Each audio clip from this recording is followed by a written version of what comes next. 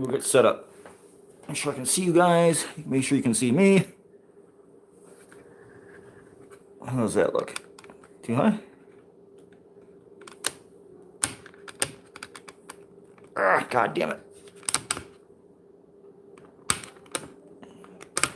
All right, something like that. All right.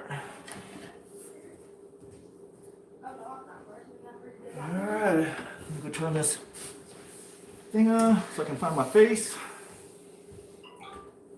Where is my face? Videos. Home, right?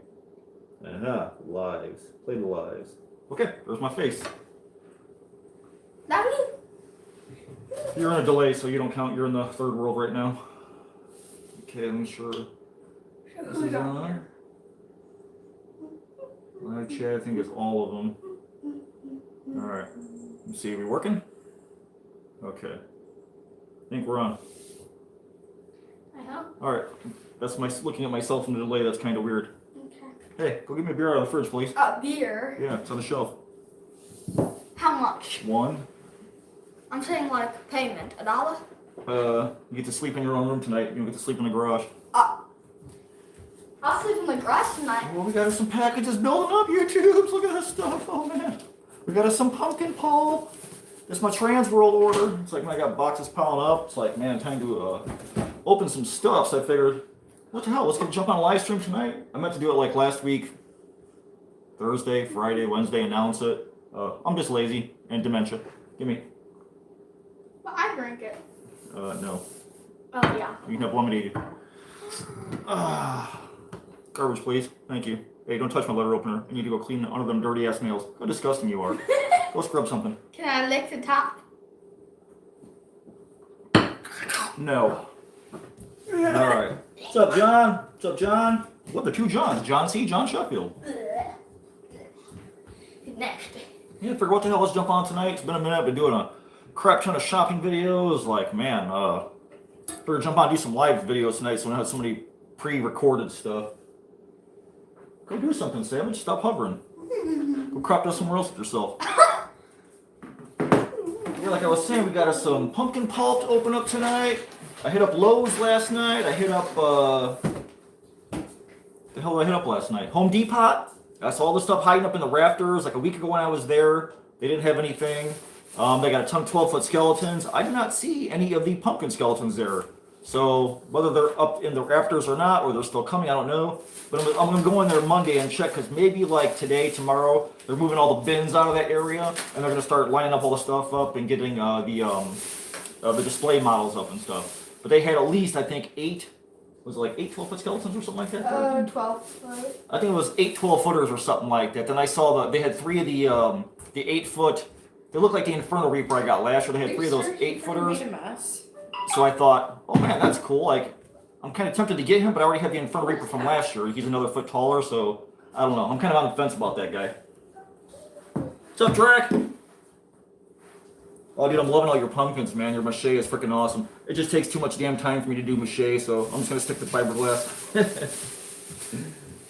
What's the shirt? It's Deadpool. This is my Zero Foxtrot shirt. It says wash in blood and warm souls. I love this company, man. Their shirts feel so good. So like in wintertime, like April for Christmas gets them for me, like on clearance and Black Friday deals and stuff. Awesome shirts. They fit great. They're nice and soft. They wash and wear. That's another reason I don't do merch, man. You guys like hit me up about merch all the time. Like, hey, where can I turn them damn notifications off.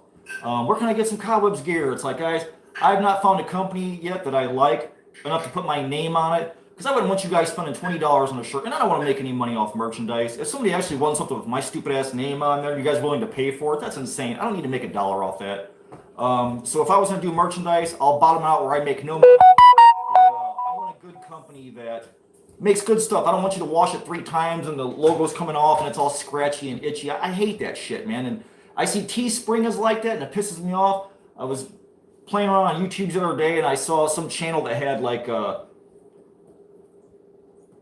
okay, hover, had like 26 or 27 subs. They had a Patreon, they had a PayPal, They had merchandise, and it's like, are you fucking kidding me, man? You got 26 subs. You haven't done any work yet, and you're asking for all the freaking benefits. So, merchandise down the line. I just got to find a cool company. I'll probably get with James and Mike from Hunters Anonymous because those guys got their fingers on the pulse and they know all the good stuff.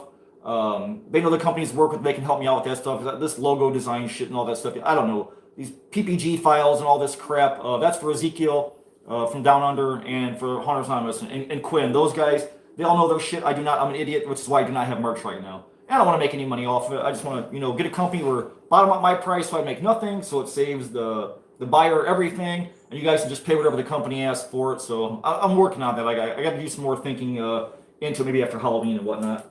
Can I get a high savage? No. Aww. Hello, Make Scare Haunt. Hey, Berlina.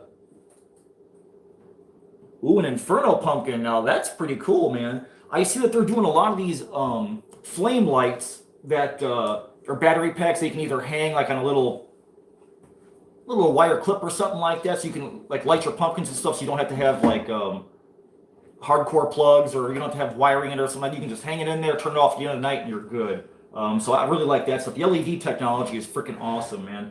I just bought 2 of the realistic flame lights that they shimmer or whatever. And I got them in purple. I got a pair of them for like $7 on Amazon. So I thought I would change up my big catacomb sconce, change the lighting in there for Halloween, just to mess with the kids and stuff. I thought, man, for $7, man, they got all different colors. Maybe purple's not popular or something like that. I think I'm going to do some kind of purple theme this year or something like that. I'm not really sure. Lavender. No, purple. Help me, Rhonda. What's up? Hello. Yeah, the high savage. Oh, Drac, man. Fiberglass is so great. You're not going to want to do it in the house. You want to do it like in the garage or outside. And like a sunny, warm day, man, that's the best time because it kicks fast. And you have to put so much hardener in. For me, if I work like in the wintertime when I'm doing it, I got to pour extra hardener in. I got to be careful. I got to be diligent and watch that stuff and see when my gel starts setting up. So it can be a little tricky, but overall, like if you're doing it in the summertime outside, that's the best time to experiment with it and kind of get the hang of it. I love Bondo brand. Most of Bondo products just suck ass. I hate their shit across the board, but their fiberglass resin I love. Their body filler is absolute garbage. Unless you're going to fiberglass over it, then you could use it. But I don't even buy it, so I don't bother. But fiberglass, man, you can stick the stuff outside. You can let the weather beat on it, the kids beat on it, the sun beat on it, the animals pee on it, the squirrels chew on it. I love fiberglass. Okay, Savage, go do something. What's up, Ezekiel? How are you holding up, brother? You back in the bed? Or are you up and about? You need to calm your face and get some rest, man. Can Halloween on another day. Ooh. Labyrinth Light says she hit Spirit Halloween today. We do not have a Spirit Halloween open yet. Supposedly, we drove past yesterday when I went to Lowe's and Home Depot, made my little rounds yesterday. We're supposed to be getting one on the 15th, which is like in 4 days or 7 days, whatever the 15th is. I doubt it's going to be open. I drove past it. There was nothing but like, I think it was like a broom in the middle of the floor. It's an old Harlem room place, furniture store. And I drove past just to see if there was a truck behind her. There's usually ones, if the truck's out back, I'm assuming that, okay, they're probably getting close, the truck's there, they're probably going to unload it. So I'll start looking at paying more attention by the end of next week, whenever it gets around the 15th, whatever day that lands on. Because I want to go in there and see kind of finds I can use to build stuff. And I want to do some dumpster diving too. If I get a chance, I'm going to take you guys dumpster diving with me and see if it pays off, just for the hell of it. Because they got 2 dumpsters behind that store. Ezekiel says, hey, Savage. Oh, Berlina got several of those bulbs at Christmas time to use my pumpkins. They're awesome, man. I love them. The LED technology is so freaking cool, man. You can literally just plug a bulb in something that was like a static prop before and throw it in your window or out on your haunt somewhere. It's awesome. It doesn't get hot. You don't have to worry about it overheating and melting your pumpkins if you're using like mache or foam. Oh, mache is pretty dense once it's dried out. What's up, Kristen? The one in Downers Grove has a nice setup. Oh, okay. I'm happy because so this year, I had no Spirit last year. This past year, I had to drive like 45 minutes, almost an hour to get to one that was in Cherville, a town north of me. And they were in a old dress barn or Dots Fashion or something like that. So the ceiling was like really low. I mean, they literally had like an 8-foot ceiling in that place. So the whole cool factory display that Spirit had last year with the pumpkins on the conveyor belt, they didn't even have that. They didn't have the full display. They had nothing. I think they had a box out in front that said Spirit Halloween on it and a little a flyer, a little poster board behind Shorty or something like that, the little Killer Clown from Outer Space. And I thought, man, what a freaking rip, man. Like, I drove 45 minutes to get to this crap, and I couldn't even see the damn display. I wanted to see the pumpkins go in a little circle thing and stuff. But this year, this Harlem Room place is a big empty store, so I'm hoping to get to see the full display. I think I've seen some videos and stuff. I think the bubblers in there are awesome. Like, me and Brother Dave from the trio, man, we love lab stuff, absolutely. And I seen those bubblers, and I thought, oh man, at the end of the year, I got to get my ass up there and get one of those or two of those. I think they're like 6 feet tall or something like that. You see the bubbles and the light coming through. Those just look so cool, man. I'm going to go there and play with everything and touch everything and see what they're doing. I don't know if they've ever done a lab theme before. I'm not a big spirit aficionado, because most of their stuff is trash, let's face it. You spend $300 on animatronic, you get about 6 minutes out of it, and then it face crashes into the ground and you're destroyed, and you can't take it back because it's Chinese and they just don't give a shit. They make the parts for while they're making it, and then by the time they're done, that's it. The parts are gone, used up, and there's nothing really to go back in and fix those guys unless you have something like machined or made. Berlina says, closes Home Depot and Spirit Halloween hour rate. Oh, man. If you can do a drive like Berlina and pick a day where you can pick one day to creep out of the house and go hit both of them, try and make a day of it. That'll kind of help save the gas. Because I know for me, I'm lucky, so gas is ridiculous right now. It's, 5 something a gallon. On my night job, all these stores are close. So they're within probably 3-mile radius of each other. So I can run in and bounce back and forth and hit a couple of stores and check. Like, I'll bounce back. I've been to Ross 5 times. I found 3 damn pillows so far, and that was it. So I'm trying to get a Ross video for you guys. I did General Dollar today, or Dollar General, whatever the hell it is. They had some stuff, a couple of cool finds I thought was cool, so I'll put that out next week. I've got another update with At Home coming. They had some cool stuff, as always. They had the snakes that you showed. Kristen, I thought those were cool in person. They could just use some paint. I seen the dragons are back. The big, tall, 3-foot tall dragon statues are back. And then I did, what else did I got? One more. I don't know. I was just in Lowe's. Oh, Lowe's. So I was just in Lowe's last night. I was trying to, Party City? I think I released that one. Party City? Yeah. So I was in Home Depot last night, so we're all stopping Lowe's. I've done a Lowe's video, but I wanted to see if they had the floor model display for Michael Myers or Freddy or even Jason. So the Jasons they had, they were gone. They were sold off. And they had the Freddy, they had the Jason, no, they had the Freddy, and they had the Michael Myers there. But they were in boxes. And I thought, man, I wish they were out of the boxes. So I'm going to check back. I'm going to see that 12-foot mummy, get some footage for you guys and stuff. But while I was at Lowe's, I showed these on cobwebs. Me and Savage picked these up last night. Thought these were pretty cool. So these guys are kind of thin plastic. Okay, they're not real super thick, but they had 3 different kinds, so I got one of each. I think I'm going to go ahead and cut a hole in the bottom where I'm going to pull that light out. I'm going to paint the inside yellow to kind of block it. But those look pretty cool. These guys were $19.90, just $20 a piece. So they got that one, which is pretty cool. I thought he was awesome. I'll put a little pumpkin over here. They got a short little fat one. It's sort of like the Home Depot one that they had last year. They got this guy. I think the faces are great, man. You could actually corpse these and open them up more or repaint them, because they're plastic. You could even put them on a scarecrow. I mean, that would be awesome. Build yourself a body and plunk one of these guys right on top of it. But they have a cool texture all the way around. I thought, pretty cool, man. They just need some darker airbrushing in the little lines right here. But Lowe's, man, looks like they're coming out after Home Depot. Like last year, they had Home Depot had all those cool brown pumpkins and stuff. So I think Lowe's is trying to go after them for it. So I thought, that's pretty cool. They had sort of this tall guy. He was kind of cool with kind of a creepy, sad-looking Lon Chaney face. Boom. You can never get too many pumpkins. If you got 400 pumpkins, go get 10 more. You can put them all over the yard. These guys are, even though they're kind of thin plastic, you can still put them out in the yard, let them get rained down, whatever. They've actually got a little cover. You can't really see it in there, but they have a cover. It looks like a light switch or something like that on top of it. So it looks like you could fill this thing with water and it would still light up. But $20 a piece, man. I thought they were freaking awesome. So it's like lucky us, man. Team Black and Orange pays off this year for us. But I'm really dying to see what Home Depot puts out, man. It's going to be awesome. All right, let's see what you guys are saying. What's up, Pandora? Yeah, most of their equipment needs extra work to look decent. Yeah, very true. Upgrades or put your own motors in them or something like that. That's like to the point, like, everybody's asking me, like, oh, Cobwebs, what animatronics can you get this year? Most of Spirit stuff I'm not a fan of, especially this year. The only thing I think I really like is Lord Raven. I'm just not a clown person, man. And kudos to people who are. I just, 14 new clowns every year does nothing for me. Does not excite me whatsoever. Maybe one year I'll do a clown theme. Okay, that's a lie. That's probably never ever going to happen. Brother Vic loves clowns, but it's like, man, they're just, they're so chintzy. And I see some of these guys putting these together. They build them up, and it's like, man, it looks like wire and pool noodles. It's like they charge $350 for that shit. Like, are you insane? And some of the heads are good. So I would take the head and put it on something else of my own. Oh yeah, definitely black airbrush on the eyes, or maybe some green coming up from like some moss from the bottom. Oh, totally, man. But these guys are so awesome, man. I mean, they've been really cranking up the pumpkin game the last couple of years. All the stores, it's great. Well, Heather, I love the faces, man. They got such cool little gnarly little faces. They're awesome.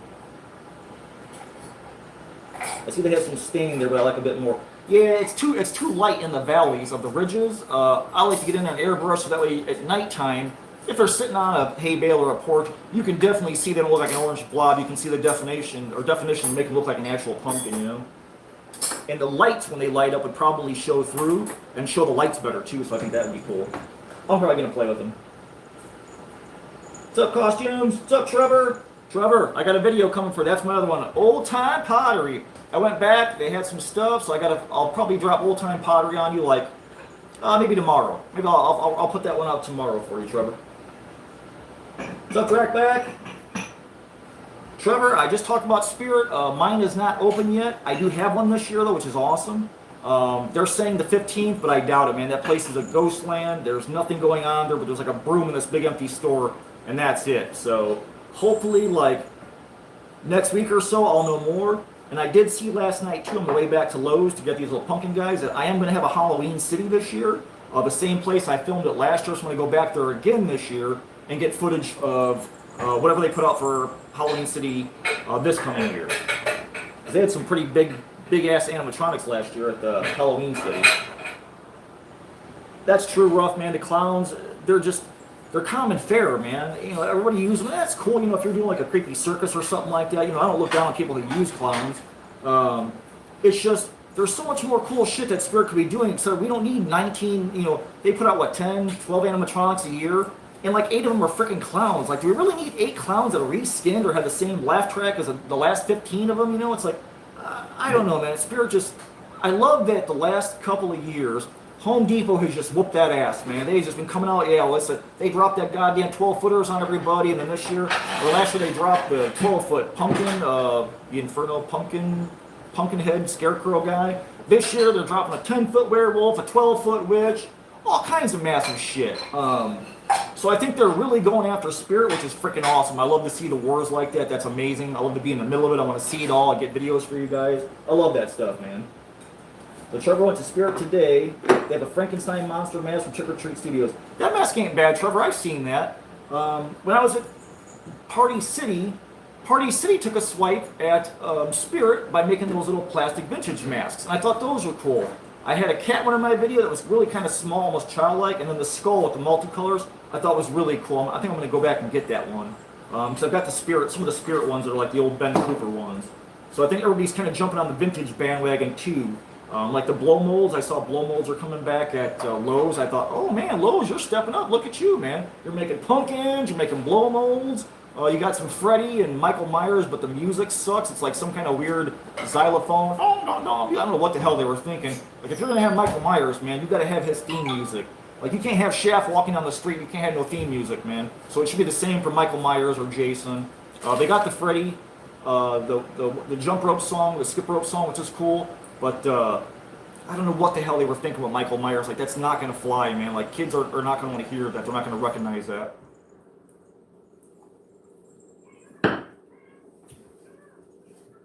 Everybody loves to hate the clowns. Ezekiel, I'll tell you, if a clown, like, I like well-done clowns. Let me say that. Jim Brown, Evil Jay's masks, I love Jim's clowns. I can watch him make clowns all day. They're freaking amazing. the blood he sprays on them, his paint patterns. I love Jim's clowns. If I ever buy clowns, they're gonna be Jim's. They're really well done. Like last year, was it at Transworld, a Misfit Core or god damn it, Monster Core? Was that what it was? They had a really big 2-story booth, and they had these massive ass clown heads on there. I want to make one day because I'm gonna do my creepy Connie cart. So I'm gonna make a big clown head like David Quinn, Monsters Like Quinn made a big ass monster clown head for animatronic or to wear as basically as a head for like as a stilt walker. I want to do one day like in my own style. So that would be awesome. Spirit will hire 100 teenagers to put stuff overnight. Probably right, Rob. That place is going to go from a ghost town to open like in 2 days. They're going to have stuff in boxes everywhere. You probably have to go in there and put the animatronics together yourself and fill the bubblers up with the water and stuff. Trevor said, do you have any Trick or Treat Studios masks? I know I've ordered masks from there, Trevor. I think I have this. I have a distortion scarecrow I got from there. Son of a bitch. I had to slow down on my masks because I had a bunch of them. Trick or Treat Studios. I have, what is that? Miscellaneous items. Oh wow, that's cool. Metal. I have the distortions scarecrow I got from Trick or Treat Studios. Man, I'll have to do like a mask video one day. Like Dave was talking about last night, Dave the Weird Kid show, my trio brother. Halloween 3, The Season of the Witch. People hated that movie because there was no Michael Myers in it. Dave's a fan of it. I'm a big fan. I love that movie. I love the silver shamrock mask. Those are cool. Austin Lindemann, he made a version of The Witch, which I thought was phenomenal. That kid is so freaking talented. And he just graduated high school last year. The kid's amazing, man. So I bought his. I'd much rather help out like a young artist than going by the corporate stuff. Even though the Halloween, the Trick or Treat Studios masks are cool, I'd always try and help an underdog. Always try and buy from young vendors to get them some love and some recognition. But the kid, he's freaking amazing, man. The kid is. I can't wait to see what he's doing in 5 years or 10 years. So I do have his mask because I like the Trick or Treat Studios, Trevor. So I bought Austin's mask. Why does that look like that? What's up, brother Dave? It's probably tiny. Heather Trash picked 3 pumpkin blow molds that was in perfect condition. Wow. I'll tell you, some of those old blow molds are fucking ungodly expensive. People are wanting $300 and $400 some of those pristine ones that go back to like the 60s. What do you find, baby? Miscellaneous items. What the hell is that? Is that a little mini fence? The fence. No. But read the measurements. I can't see the measurements. What is this at? Bailey's? That fence is cool, whatever the hell it is. Mirror, 4 iron fence pieces, 11 inches by 20 inches. They're tiny. 11 inches by 20 inches. That's not feet. It's 2 hash marks. That's inches. 4 iron fence pieces. Tiny. Why does it not look tiny? Because they got it on a little shelf. It's on a shelf? Yep. Okay. Pandora says, just curious, have you tried out your custom brand yet? How do you like it?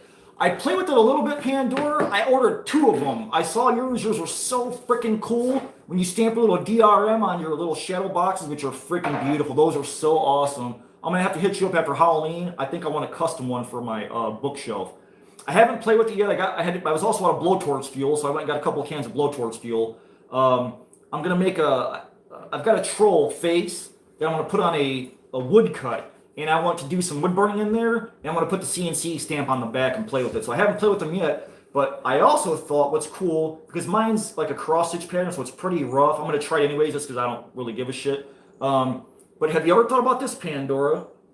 Take your brand and use it as a wax stamp. So if you pour wax onto a letter or an invitation, and put your Dark Rose Manor stamp in that. Yeah? Check that out. I want to try that too, because I've got one for an R for my last name.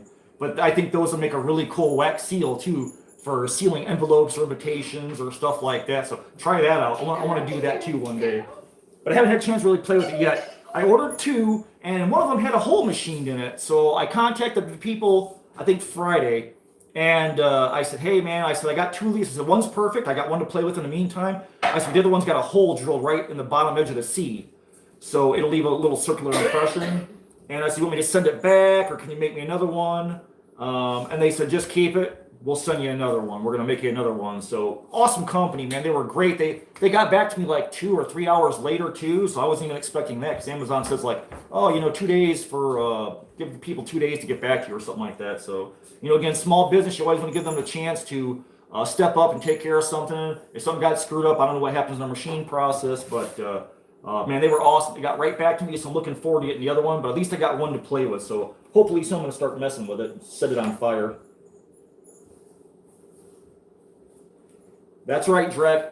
Anytime you can find somebody that's like a smaller company, like Trio's big on that. We love finding like the small little shops and companies and using them and pushing them like when Hinges Creek, they got so much cool stuff. It's like everybody should be using their stuff. Or like Nightmare Maker skulls. Like if you guys using plastic skulls, you're wasting your goddamn time on those things. Go get some Nightmare Maker skulls, get one mold, invest, buy some foam, spray foam, anything. Just dump some shit in there. Get good skulls. There's no reason with Nightmare Makers being in existence to use anything less than like milk jug skulls and burning your damn hands and trying to put a heat on and a wet fuck all that noise. That is a pain in the goddamn ass. I would never do that shit ever. Get a Nightmare Maker skull mold and you can turn your whole house into a skull factory, man. And plus Steve and Melanie are awesome freaking people, man. What's up, Sam Hain? Hello, Dead Mother. Oh, Dead Mother, I'm working on a cane. I saw your one that you sold to the doctor, so I'm like, yeah, like Cowboys gotta get into the pip cane game, so I'm working on a cane too myself. What's up, brother Vic? Hadn't thought of the wax seal. Brilliant, thank you. Let me know how it works. I want to see that. The wax seal thing is freaking awesome. Those are so old school. That's cool, Az. I'm glad you're bouncing back, man. All right.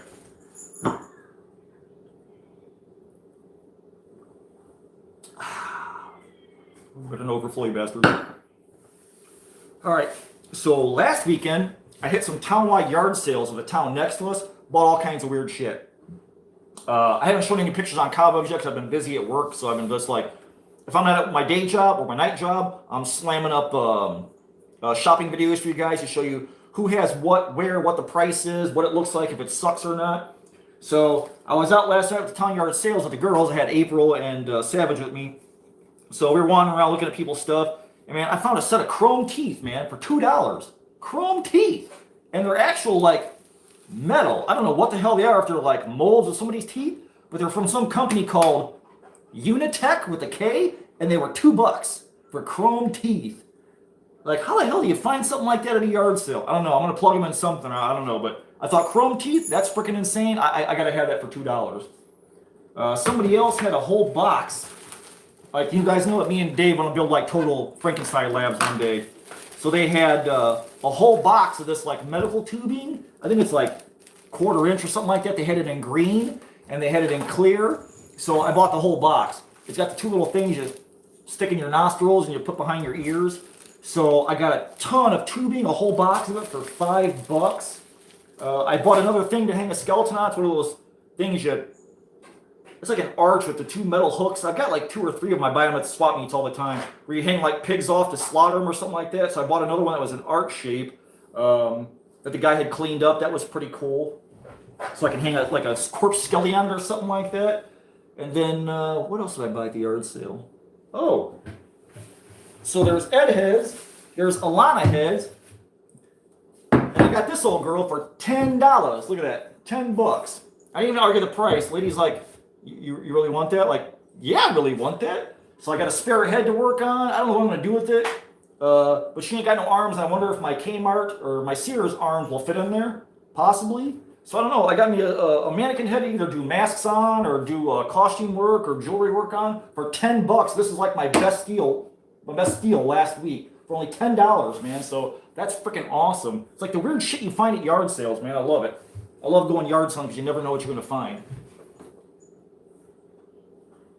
See, Az says, Nightmare Maker skulls and a $200 investment say worth $3,000 for them dollars. Man, I wouldn't doubt it, man. A lot of people have them at the shows. They take a Nightmare Maker's mold, dress up the skull, age it and all that stuff, and resell them. You can order them from, even if you're even if you don't want to make the molds, the molds are expensive. If you want a full skull mold, like a number 7 open mouth, I think it's like 160, 175, something like that.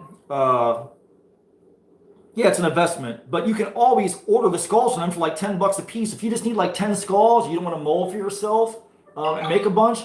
Hell, you can call them, Melanie and Steve. They'll throw a bunch in a box for you and ship them to you. So for like 10, I think they're 10 or 12 bucks for a rigid foam skull. And the rigid foam is so great because you can paint it with latex, spray paint, fiberglass, whatever the hell you want. Stick it outside for the whole damn season. The squirrels can't eat it. Not they won't chew on it, but they won't at least eat the damn thing.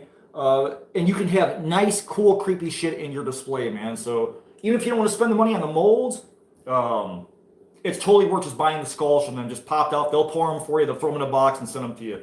If you can get a mold, if you do want to get a mold, like I've had a bunch of people messaging me like, I want to get a Nightmares Snickers mold. I don't know which ones. I think Melanie and Steve got 7 different heads, and there's half molds and full molds. So I always tell them get a full mold. And 6 and 7 are both open mouth molds. I always tell people go for an open mouth mold because you can take that one mold, you can make it an open mouth skull, you can make it a skull with no lower jaw by just cutting the jaw off or not pouring the jaw, or you can make it a closed mouth mold by cutting the jaw off and just putting it up to the top and put a couple of screws in it and some spray foam around it. So you can literally get 3 skulls out of one mold. So that's usually what I suggest to people if you're going to get some Nightmare Makers love. Where do you get mannequins? Town of Wilhelm, when I had a Sears a couple years ago that closed, I went up there and I scored a whole male mannequin for like $35. They were selling them right out of the store because Sears was folding and all their clothes and stuff were going. They were liquidating, so that's the only mannequin I had that's a full mannequin. I got an Ed head, and then I got Edwina down there, so and you could literally do masks and stuff on top of her too because she's thick, dense plastic. She was suspicious what she was planning to do with the mannequin. Cat says, anybody else have a vision of the yard sale folks discussion after people up to those purchases?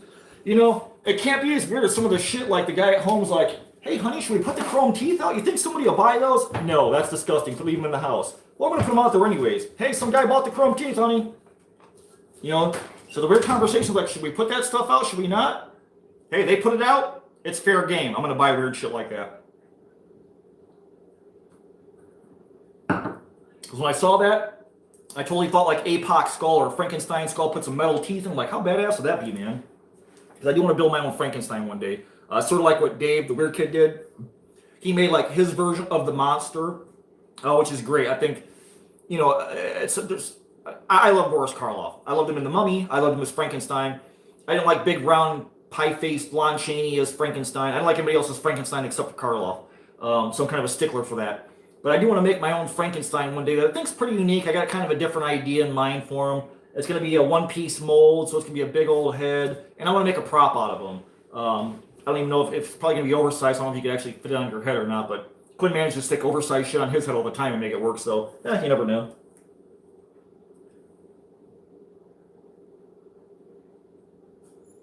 Kristen says, let's collect our $2 and get him out of here.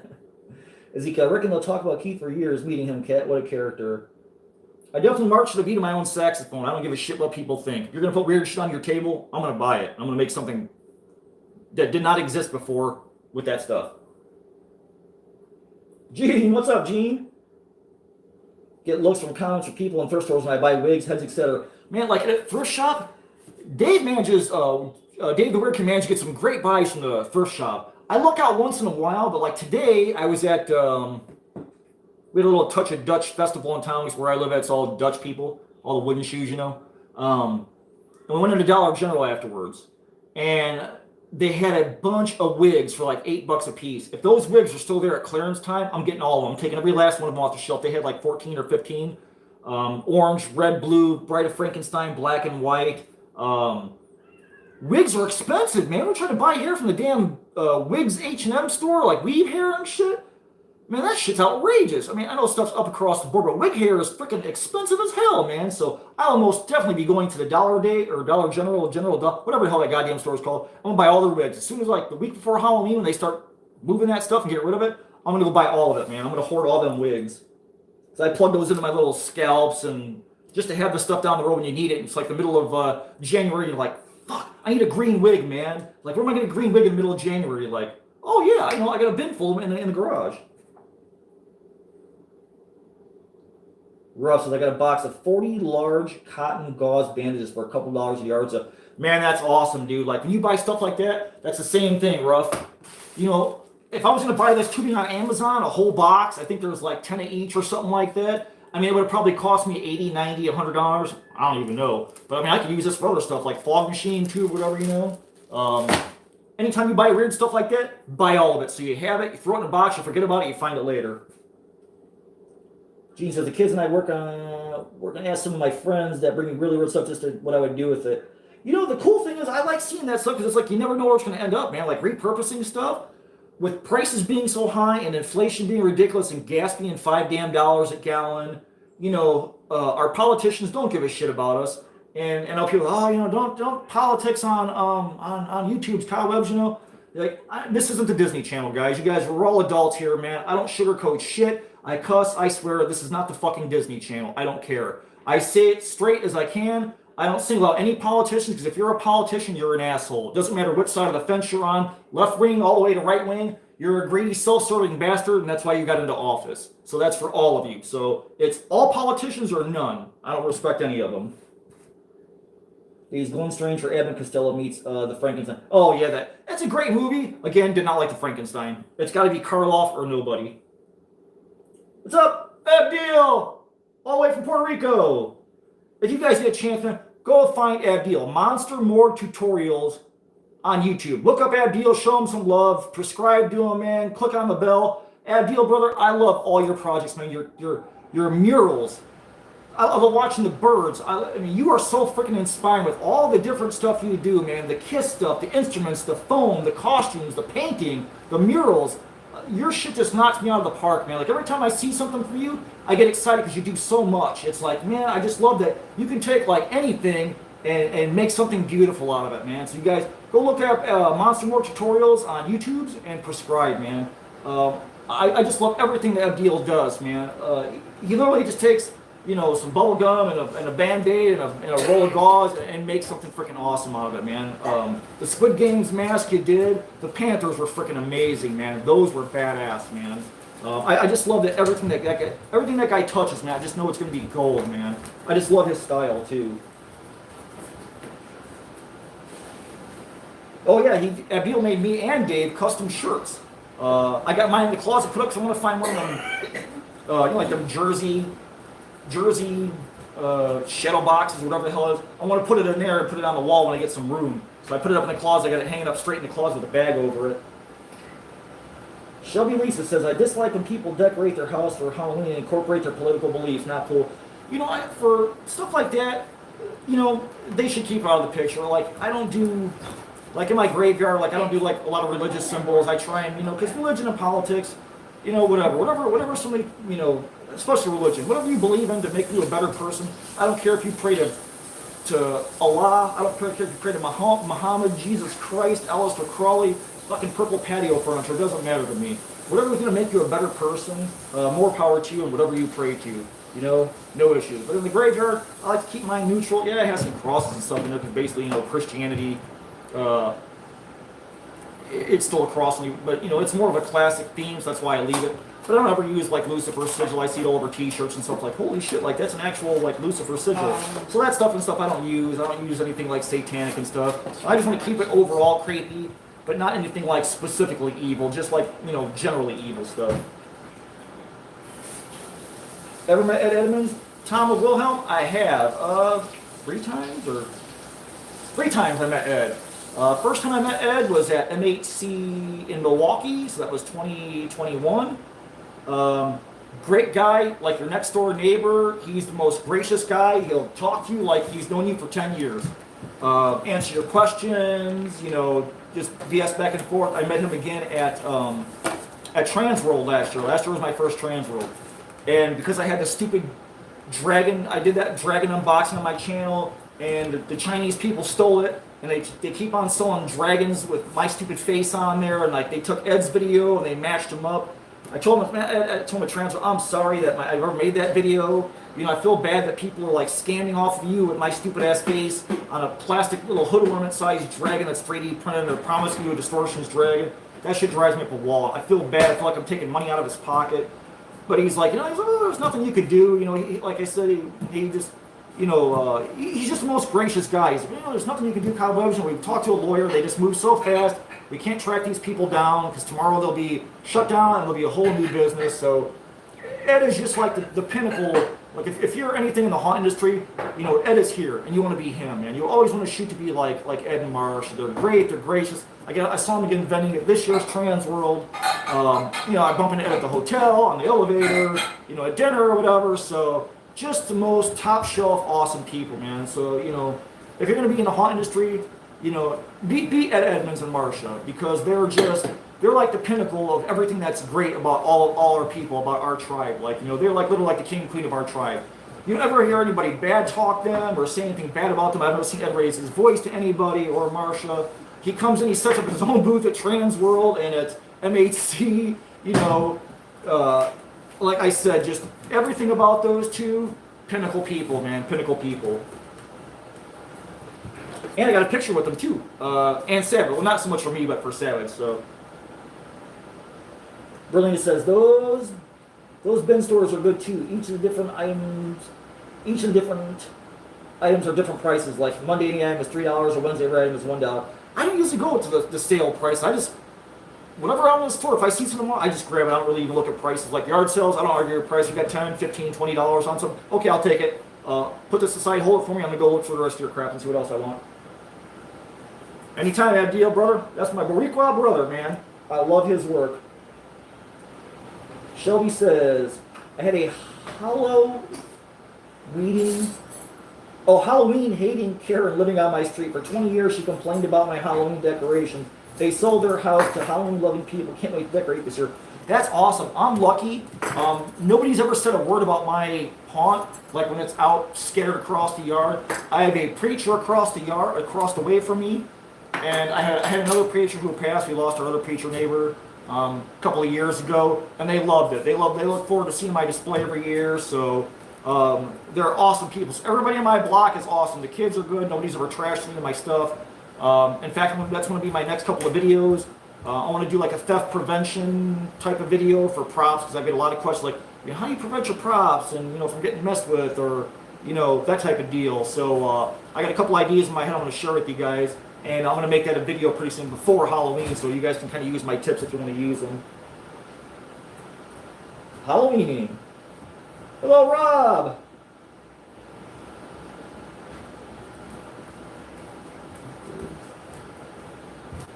Yeah, really, if you can see something that's usually like $3 and it's normally $30, it's a knockoff, or it's a ripoff, or it's an internet ripoff. And all them Facebook ads that scroll across left to right, that drives me crazy, because sometimes you see cool stuff and you're like, man, I wonder who the hell they're ripping off. I wonder if that's like a real company or whatever, Let's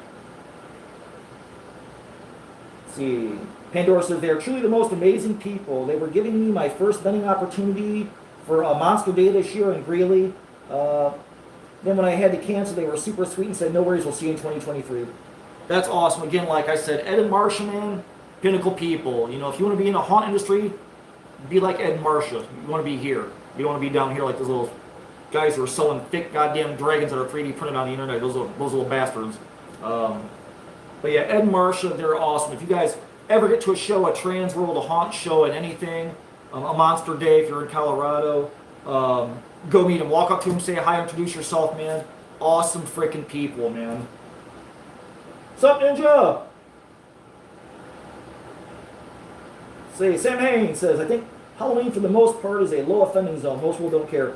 Anymore, I think it's like sort of like tattoos. You can walk into the grocery store and your guy who's, taking your money at the register is, tattooed face and throat and stuff.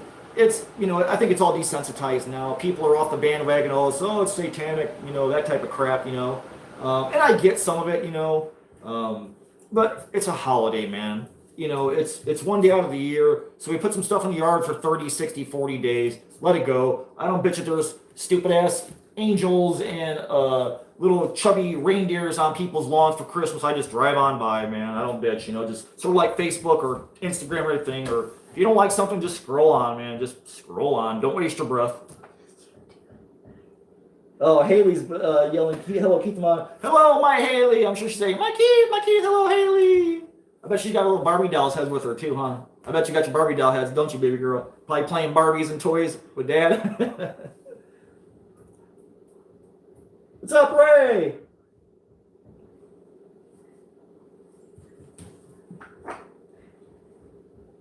Let's see. Shelby Lisa says it's fun for everybody. I had a retirement community 2 blocks away, and they drive by every night to see how I change my skeletons. You know, I love it, man. Like I said, I work 2 jobs, so I'm gone at nighttime. Go to my shop during the day to do cars. I'm gone at nighttime. It's great, like on the weekends or stuff. If I'm in the garage or out and about in the yard plugging something in, you can see cars stop by and just like they'll drive real slow while they're taking it all in. You know, that's like the best part of having your yard set up is like the FedEx guy come in and you see him slowing down, or you see him walking back down the driveway and he's taking pictures and videos, stuff like that, or UPS, or my mail lady loves it. Talk to her about it, you know. So all my people are freaking great, man. Like I literally I've never had no issues in this house, and I think I've been here 21 years, dressing it up and all that stuff, putting stuff outside. Some years more than other, and I got some pretty gory stuff out there too. Like I got a bunch of skulls on spears that are all bloody and stuff like that. All right, let's do some unboxings. So when I was at Transworld, Transworld this year, back in March, I went and saw Pumpkin Pulp because they're fellow Hoosiers. I love Pumpkin Pulp. If you guys are gonna get a mask, you're like, well, you know, I want to get a mask, I'm not sure, you know, who I should use or who I should buy from. Pumpkin Pulp, that's who you want to buy from. Brian Blair's awesome. His whole team is cool. They're fellow Hoosiers of mine, so I'm always trying to support a fellow Hoosier for sure. Hoosier just means you live in Indiana. But I love Pumpkin. I love all their masks. I love their swamp sticks. The dolls are cool. I have one of the Forevermore dolls. But they also, which they really don't feature too much, they have the Creeping Up the Walls clocks, which, you know, and they're awesome. If you look up, they're just pumpkinpulp.com. I had seen on Instagram, Brian had posted a custom clock. That was a Krampus version that he took one of their other clocks. I think there's like 5 versions. I think there's like a clown. And the clown's even badass. I love the clown version. There's a clown, a pumpkin. There's like a zombie. I think the clown has pumpkin guts. The zombie has an eyeball. I think the clown has a tongue. There's like 5 versions or something like that. So I saw on Instagram he made a Krampus version for somebody. So I messaged like, oh man, can I get a Krampus clock? Never heard back. You know, they're busy guys. I think I messaged him on Facebook. Hey, can I get a Krampus? I gotta say Krampus because otherwise Steve will want to fucking smash my nuts for not saying Krampus and not Krampus because we say it wrong. Shit, I thought my beer was overflowing. So I saw it and I messaged, never heard anything. So at Transworld, I cornered him. I said, Mr. Blair, look, man, I said, I saw your Krampus clock on Instagram last year. I'm like, can I get one of those? Can you make me one? And he was laughing and he was like, yeah, he goes, I can make you one. So I said, I want it. Let's do it. Sign me up, whatever I got to do. So I filled out a little order form. And March, what's Transworld? March 15th, 16th was right around my birthday. So March, the end of, I don't know, like 5 months, 6 months, whatever the hell it is. I don't know. This showed up yesterday. So, and in fact, I'll show you guys. Hey. I gotta show them the label, baby. I gotta show them some Pumpkin Pulp love. That's who you want to see. Pumpkin Pulp. Those guys are the mans. Muncie, Indiana. So that's who you want to see for your mask needs. But yeah, I was looking forward to this for wintertime to put up for Christmas, for Krampus or whatever. And again, man, like, I get a lot of questions like, oh, you know, like cobwebs, or, you know, they ask trio questions like, you know, who do you like using for, like, companies that are, like, reliable? Because a lot of times you get those guys on Facebook that are selling masks, and you order a mask, and like 6 months later you don't have your mask, and then another 3 months later they unfriend you, or they unfollow you, or that you can't hear from, they're a ghost. Brother Vic, man, he's been screwed so many times on Instagram, or on Facebook sellers. It's ridiculous, man. So I always push Pumpkin Pulp, Nightmare Makers, Dead Rabbit Studios. Anytime I've ever ordered anything from them, man, it shows up. If they say they're gonna make something for you, they make it, they send it. So I always push them small businesses, man. Okay, so we got that. Got that. Oh, is that a tongue? Blake got married. Alright, here we go. Blake got married. Oh, it's latex. All right, you guys are gonna see it first, man. A Krampus clock No, I am. creeping up the walls. I'm gonna save that, so I'm gonna put him back in there until Christmas time. And he added a battery. How freaking cool is he, man? Like I said, Pumpkin Pulp, awesome people. So I got a little latex tongue. And I think he hangs in here, so there's a little clock mechanism in the back. You hang your tongue on there, I think you just clip it in. Yep. It just hangs and dangles. And I'll put the battery in to see if we can get it to wiggle. There we go. Oh, that's cool. How freaking awesome is Pumpkin Pulp? That's badass. Blake got married. What? Blake got married. Blake got married? Blake, you got married already? Well, that was fast, man. You just got engaged. That's amazing. Check that out, man. Now, I think the pumpkin one does pumpkin gut swinging. Just go on pumpkinpulp.com, look up the creeping up the walls clocks, and they'll show all the different kinds here that you got. This guy was a special order, so. And then it looks like we got little latex horns, too. There's a little triangle at the top of them where you just clip it onto a nail or a screw. Like, there we go. Nothing says Krampus like that. That's amazing, man. I'm gonna pop that battery out and put him away. Oh, now oh, there we go. I got it. But they even threw in a battery. How freaking classy is that, man? Look at that dude, man. I gotta make a Krampus mask. That's just crazy. That goes in my room. Yeah, that's not going in your room. That's going like on a wall or something like that. Yeah, my room has Look at walls. Yeah, I just love Pumpkin Pulp's work, man. I always look forward to going to see their booth. And they're going to do a retail store this year they're working on now. Like he said that MHC this year, Mr. Blair said that they're doing construction and they're going to do like an in-store so you could actually just drive to their shop and pick out what you want. Which I forgot the damn battery. You can do that. Screw me. Yeah, I'm just such a fan of theirs, man. Like I just love their work, man. And he's a great guy. He gave, we were at MHC this year. He gave me and Vic some really cool advice. We were like our first year's MHC this year, and he said that just be consistent, man. He said, he did 4 or 5 years of MHC before they made the jump to Transworld. I'll go get. Because Transworld's a big ticket item, man. It's a big commitment. It's a lot of days. You can set up on. I think you start set up on Monday. I wouldn't need that much time, but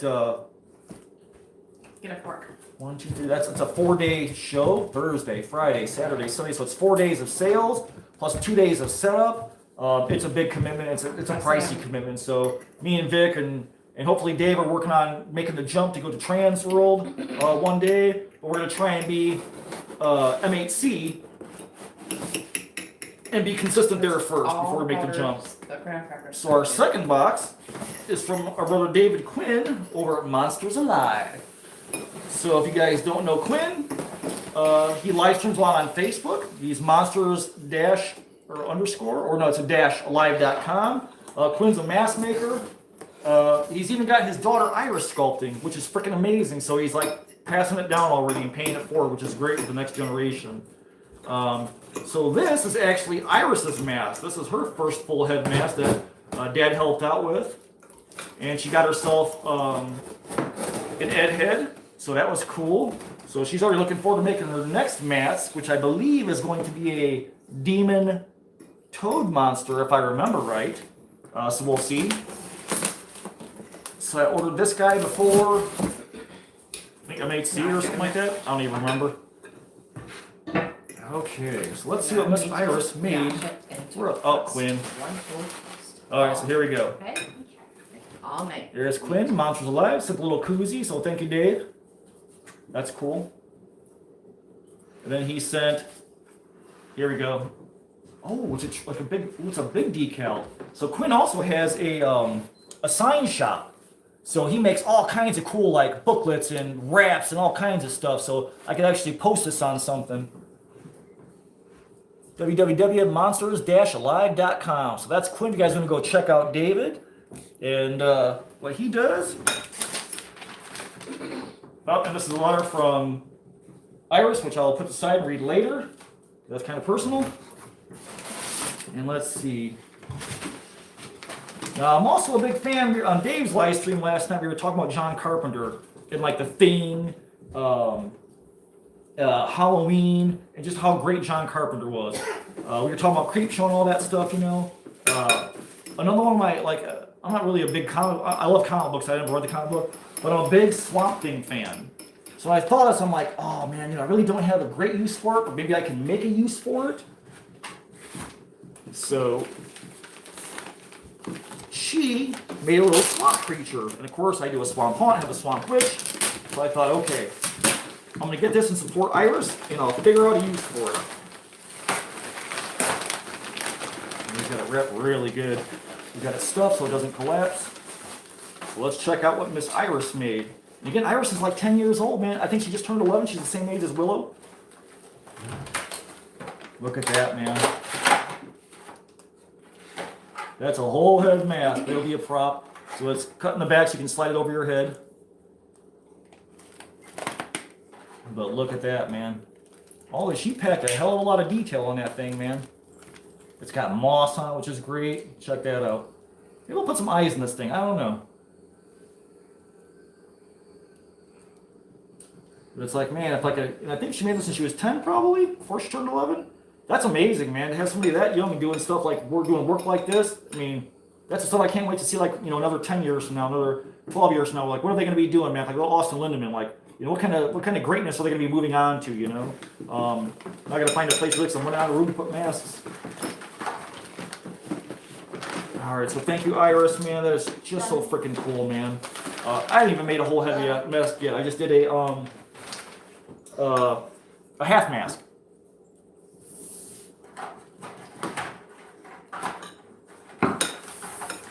Alright. I think that's both of them. I got Quinn. I got Pumpkin Pulp. But I figured instead of making a video on that stuff, we'll just do it during a live stream. A letter opener put away so I don't hurt anybody. This from Norm. Norm sent me this because I'm a big knife fan, a big letter opener fan, so that was cool. Thanks, Norm Vincent. All right, guys, let's see what's up. Well, get that. Come over here. No. Oh boy, I missed some comments, didn't I? What's up, Vitreous Humor? That's James from Monsters or Hunters Anonymous. One cup. Let's see. I'm backing up. Will you be making some rotten pumpkins this year? I don't think so, Anthony. That's more of Blake's game. Not to say I won't eventually make pumpkins. No. But I probably make different kinds. Mine are the ones I make are usually fiberglass and they're light covers Yes. for in the yard. Like I got a zombie version. I think it's if you scroll back on Cobwebs on Facebook, it's in there somewhere. Okay. He's green.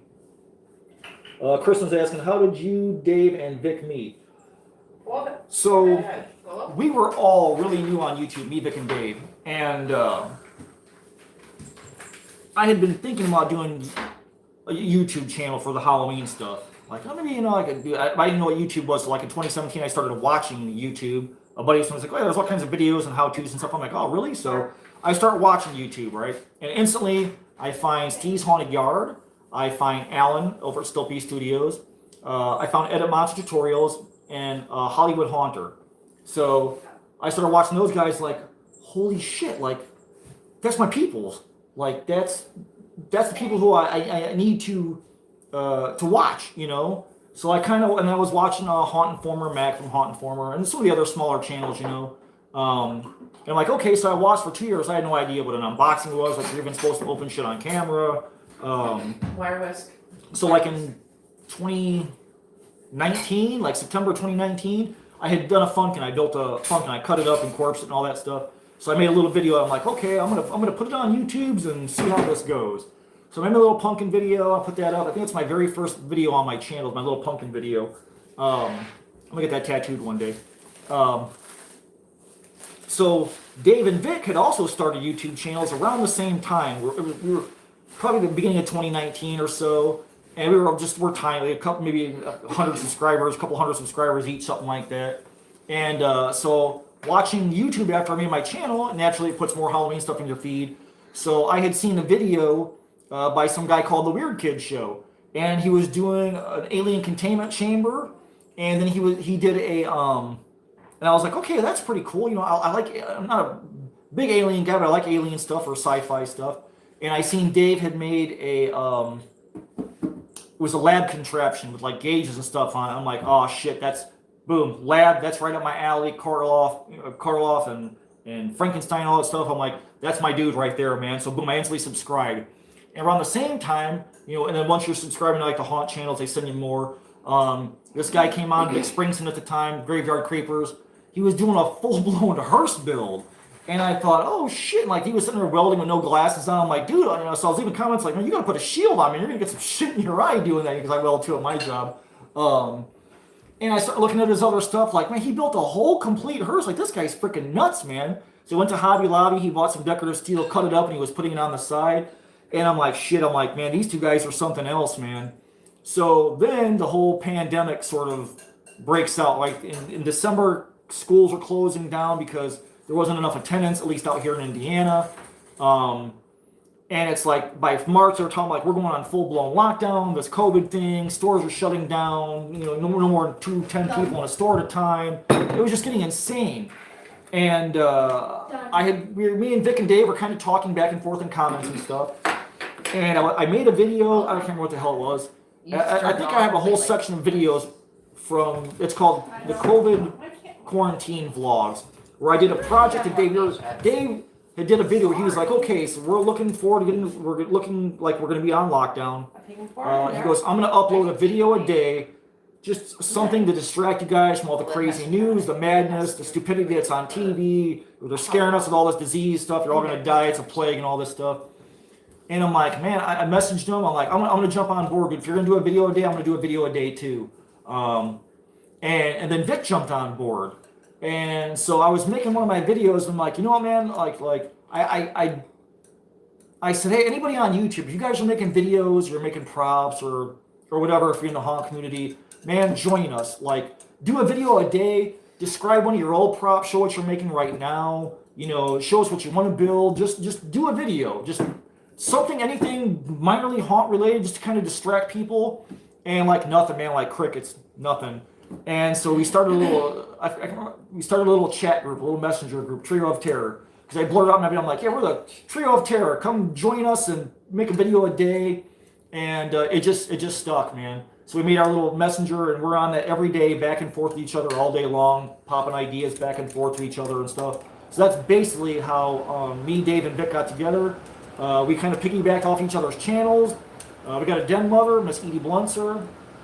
And then last year, me and Vic met to go to MHC, and we went to MHC in Milwaukee. It was great. We did it in the last year in Milwaukee. We were like, dude, we gotta be here. We got to vend here, man. Like next year. So we got our shit together last year, worked the whole year, and we actually vended at MHC this year. So that's how me, Vic, and Dave met, and we literally blab back and forth, off and on, all day long, day in, day out, on the same little messenger group we have.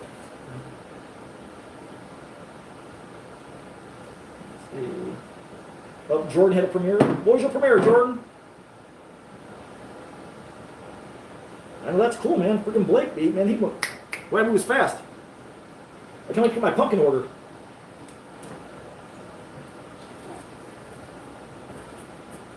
It's not really a machete, Dave. It's more of a standard letter opener.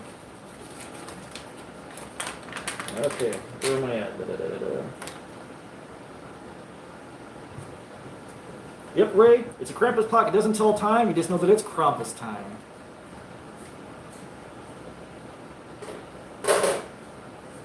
I don't know where I'm going to put that at, Ruff, yet. Maybe, I don't know, maybe behind the tree or maybe in the shop or something like that. I don't know. I just know I had to have it. I didn't really realize like where I'm going to put the stuff when I actually get it. I just say get it. It's always that second part I never think through. It's probably dementia setting in.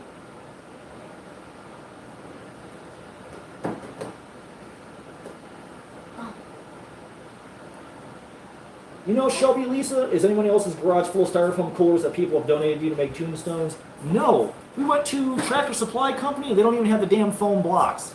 Not that I got a place to put any anyways, but I've got another video, like I want to do, my next two videos are going to be the anti-theft devices, deterrents, and I want to do tombstones. I got a cool idea where I think we can make some big, badass tombstones for cheap versus that chintzy $20, $30 shit you buy in a store, you use it for a year, and like a bird lands on it and it snaps your tombstone in half. So I got a pretty cool idea to do some big badass tombstones that you guys will have in your yard for 20, 30 years, man. 167 miles, 269 kilometers. Oh man, that's like third world math. I already got a freaking headache just thinking about that shit. Rock says he's got one that needs to turn into a tombstone. My live streams are so much cleaner. You think so? Versus my videos, James? Clean up after yourself. Just saw John Carpenter was born in Carthage, New York. Lived near there. Oh, that's cool. Oh, that's right. You're in New York. You're a New Yorker guy. No, Dave's originally New England. Vic is totally a madman. Insane. He literally doesn't think like, well, I'm just going to build a whole creepy town facade. Like, dude, that's like 50-something feet, 60 feet. Like, yeah, I probably got to make it bigger. That's not big enough. He just don't care, man. He does not back down from a build. The guy's an animal.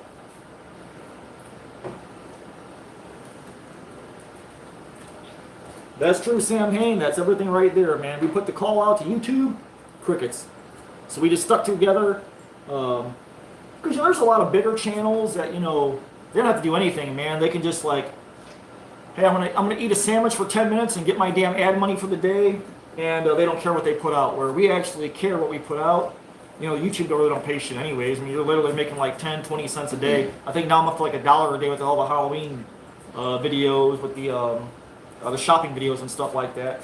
But most of the big channels, they don't have to do anything. They just know, hey, I gotta upload 10 minutes of crap today so I can crack my nut, get my advantage money so I ain't gotta go to get a job and sit home and do videos and play games all day with your little stupid light pillows and subscribe pillows in the background and shit like that, and living in your mom's basement, Not for us. We gotta work, man. Or if you're lucky and somebody like PewDiePie points out your channel to somebody, and then boom, overnight you get 50,000 subscribers. It's like, that just doesn't happen for us, man. We're like in a, Halloween's such a niche area. We don't care. We're just gonna do what we do. That's true, Jordan. That's how it happened. And now the whole world knows we don't exist. I've huffed a lot of paint fumes over the years. I've probably painted 1,000 cars, believe me. I'm sure there's some damage up there because of that. Shelby Lisa says, I have many elderly clients who have their medicine delivered in styrofoam coolers and they save them for me. That's cool, man. If you can get a hookup like that, man, or like a lumber hookup or something like that, like a pallet hookup, it's funny like how, something that people thinks is junk is like gold to us. Like, oh man, could you give me like 150 pallets? They're like, what? 150 pallets? Like, what do you do with 150 pallets? Like, what am I not going to do with 150 pallets? So it's great to have that hookup. When somebody thinks it's like this trash, they're just trying to get rid of it. It's like that we can actually use it. Wearing a chain around your neck like a rapper. Speech to text. I do not use that. My phone's almost trained now, or if I put an F, you know what's coming.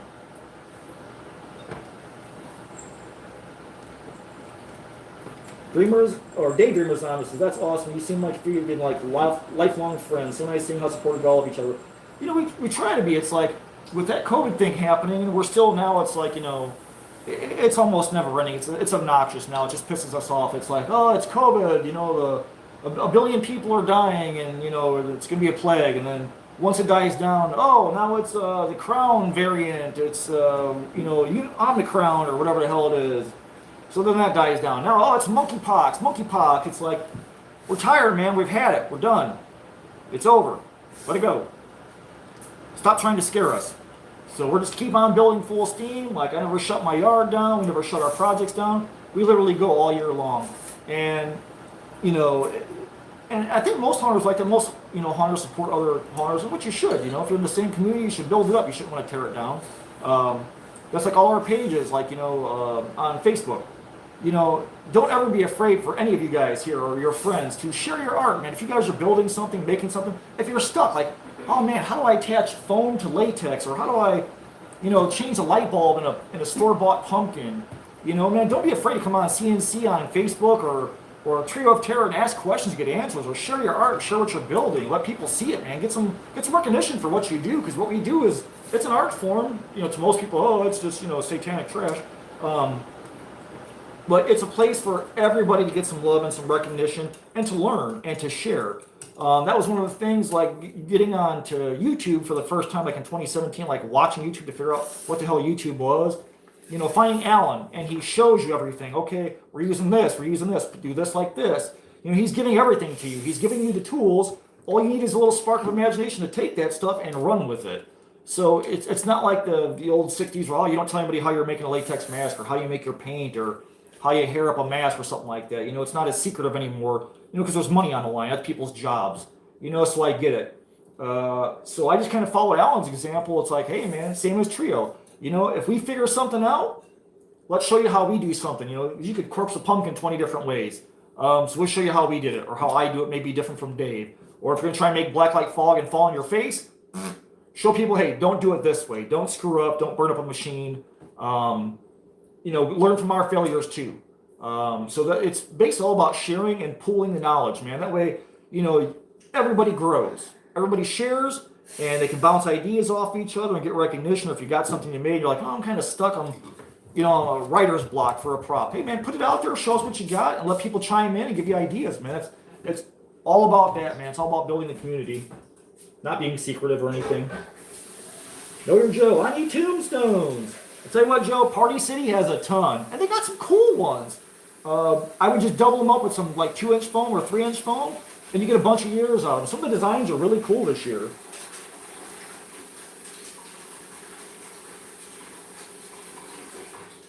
Let's see, it scrolls down. Oh, good night, Brother Dave. No problem. So it's time to get my granny glasses out or actually start typing manually.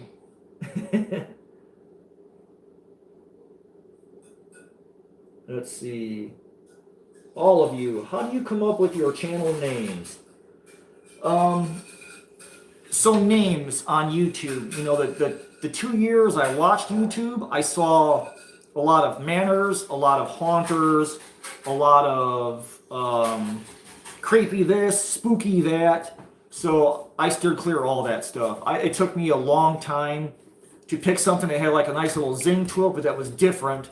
And I didn't want to be spooky Hoosier haunter, creepy guy or whatever, or a so-and-so cemetery, because I thought I would get lost in the crowd, lost in the shuffle. And so for me, I don't want it. Try it. I don't want it. I got beer. Beer is better. And so, for me, I don't really I'm not a big gore guy. Sure, I like some gore, but I'm not a big, my whole vibe is more like a creepy grandma's attic or an antique store, that sort of thing. So for me, I thought, cobweb spiders, something old, because that's creepy and it implies age, or, it implies a mood.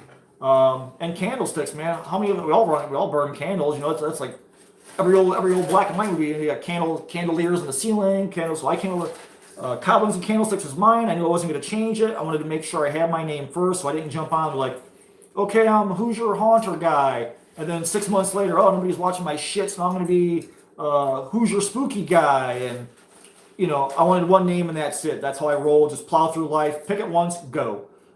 Dave's, my aunt used to actually call him, damn, you're a weird kid, man. So Dave's got his name stuck when he was probably 7 or 8 years old. Vic just came out as Monster. He came out as just Vic Springsteen, was just his name. And his little haunt stuff was called Graveyard Creepers. And again, I think because you're graveyard, you're creeper, you're cemetery, I think you get mixed in with the lump. So Vic decided to change his channel name to Monster Misfits. Because you're taking, what we do is we basically kit bash everything. We take something and we tear it apart, and we make misfit pieces and make monsters out of it. Take a part of this, take a part of that, which fit for Vic, because we're constantly chopping shit up or destroying something or using a piece of something or cobbling something together to make a monster. So Dave was his aunt. Me, I just kind of picked from watching other channels. And Vic is literally what he does. Tear something apart and make something new out of it. Cut it up, rip it apart, take pieces and cobble together a monster with all your misfit pieces. So that's basically how all three of us got our YouTube channel named. Sam Hain makes tombstones out of concrete now. I tell you what, I love the bed liner.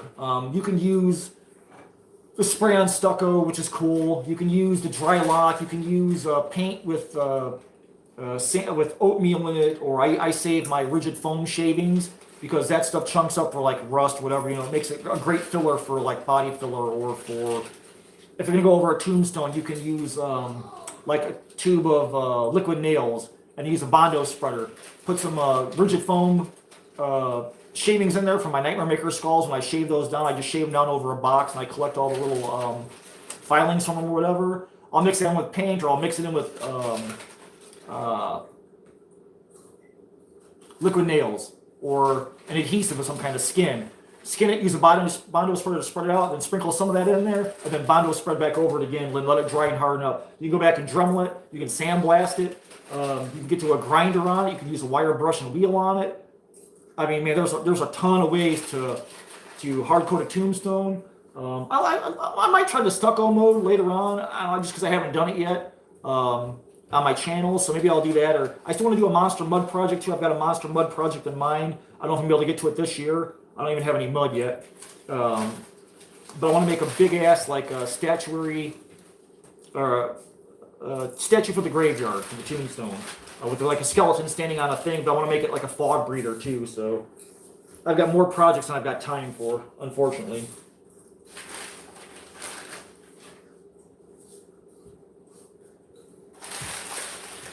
The cat saying homeowners convention to be held in Pensacola, Florida next May. That's very true. James always posts. He can post in cobwebs. You can look on the Home Hunters Convention page on Facebook. All the information is there, or online, because James does have the website up and running for it.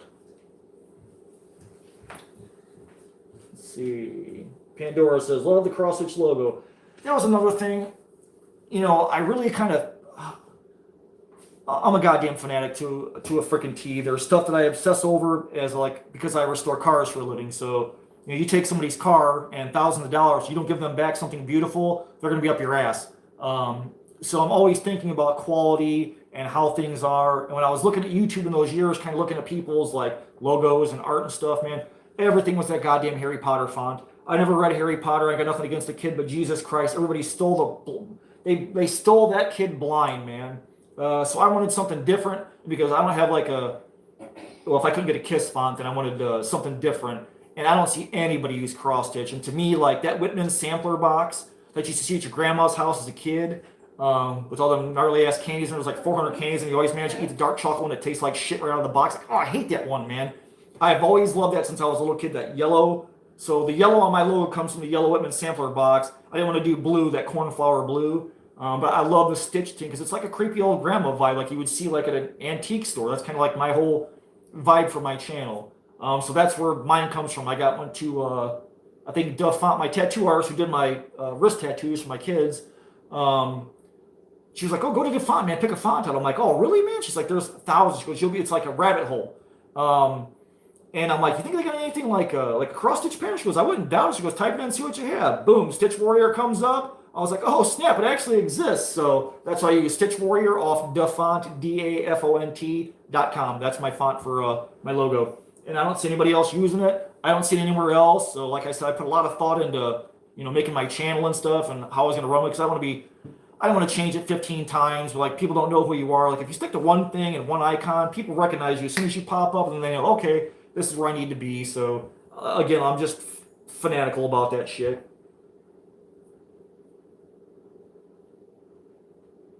Jeff Mays, AP, psyched for the website. Ninja, yeah, I got promoted, been running a new team work. Oh shit, Ninja with the promotion. You got a whole team under you? Hopefully it's a Halloween team. They let you get all that stuff out and display everything. Shelby Lisa says, I don't like seeing Halloween displays that are all store-bought. I like seeing creativity, not how much money you're willing to spend. You know, more and more when I'm in the stores, I like doing the store tours. That was a thing, like, I saw them when I was first started watching YouTube. And I'm like, oh, that's cool, because then people can see who has what. Like, oh, they got skeletons, or they've got, you know, foam props, or they've got blow molds, or whatever, you know.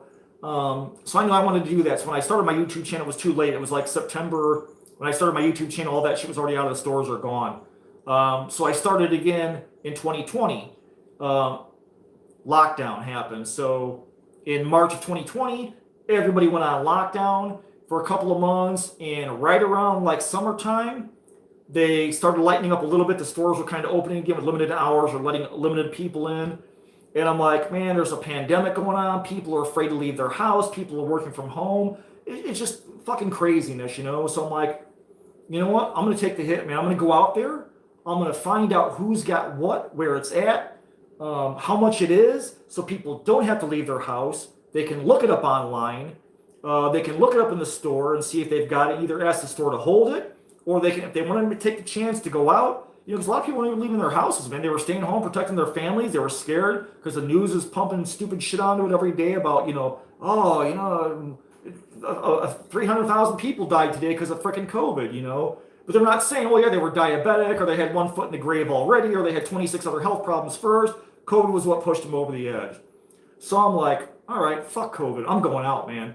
I put my mask on, put sanitizer in the car, and I started bombing stores, man. Run in, see what they got, get a price for people, and if something sucks in the store and it's made out of chintzy wood and people are going to hang it on the outside of the house, since, well, I'm going to say this product's shit. I don't care. I don't like it. I don't care what I say in a video. It's like guerrilla warfare for me. Run in, get the goods, get out, get back in the car. If I see something that's trashy or thin or it's covered in glitter or it's not going to hold up outside, I'll mention it in my video. This way, if people are going to leave the house, if people saw something on my video that they really liked, like, oh, you cobwebs, I like that, that sign that you looked at in the Joann's Fabrics or whatever, and they leave their house, they get out and they found out there's glitter on it and it's made of MDF and it's going to swell up if they put it on their porch, it's going to shed glitter all over their porch. I feel like a total asshole. I'd feel bad. Like I wasted their time, I wasted their gas money, I put them at risk with a freaking HIV floating around, I made them touch glitter, they spent money on a prop that fell apart.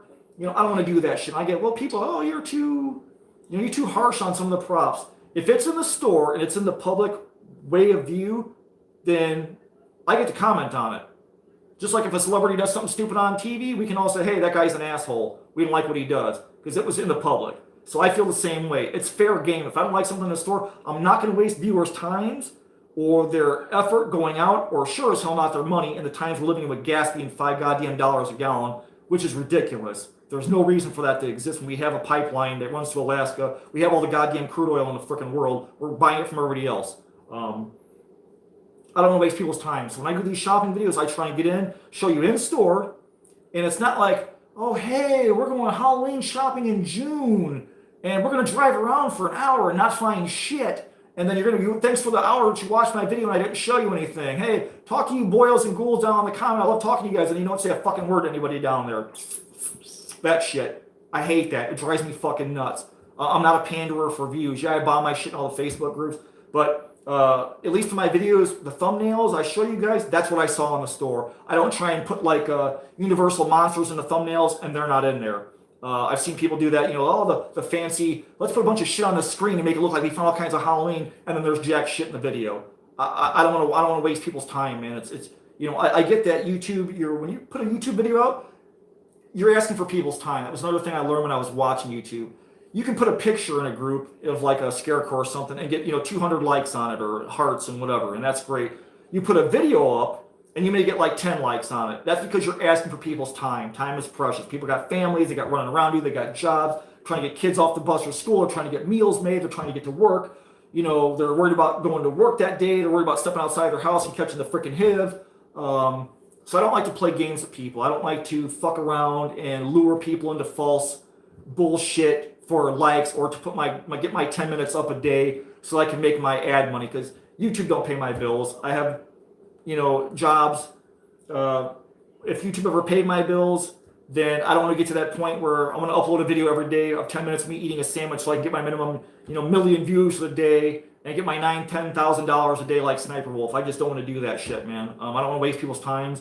I like to at least bring something to the table that I think is cool, that at least I legitimately think is cool, whether it sucks or not. Hey, that's cool. You guys can thumbs down. You can punch me in the face. I don't beg for likes, not for my channel. I'll beg for everybody else, though, man. You guys prescribe to the people I like and show them some love and give them likes and all that stuff. For me, I don't care. You can thumbs down. You can tell me I suck in the comments. I know that when I was getting into YouTube, I can be verbally punched in the face every goddamn day and have to take it. And I'm cool with that. I got thick skin, man. You can say whatever you want. Throw whatever you want at me. That's another thing about YouTube. If you're going to do it, you just got to have thick skin, man. Let stuff roll off your back. But I don't like pandering to people. I don't like begging and saying, like this video, and that's great for some people. just not here. Just not for me. You know, people are grown ass adults. You know how YouTube works. You want to like something, like it. You want to say it sucks, say it sucks. If you don't like something, don't watch your channel, don't subscribe. That's real easy. That's most of what I've gained from watching being on YouTube over a couple of years. I don't even consider myself, people like, oh, you're a YouTuber. I'm not a YouTuber. I'm some guy who has videos on YouTube. I'm a classic car restorer. I have some stuff on YouTube, but when YouTube pays the bills, then you can say I'm a YouTuber. I'm not. I don't consider myself one at all.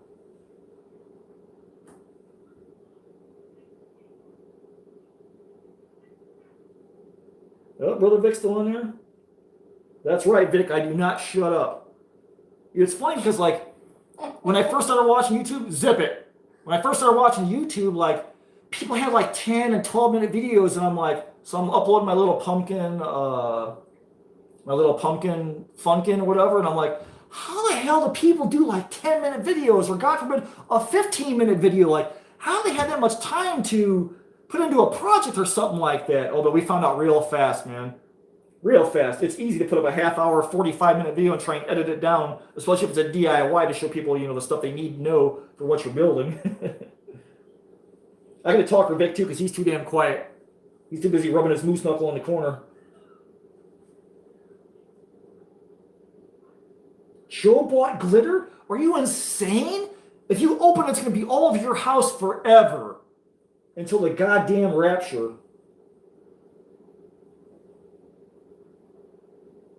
Vic must have heard us talking about him.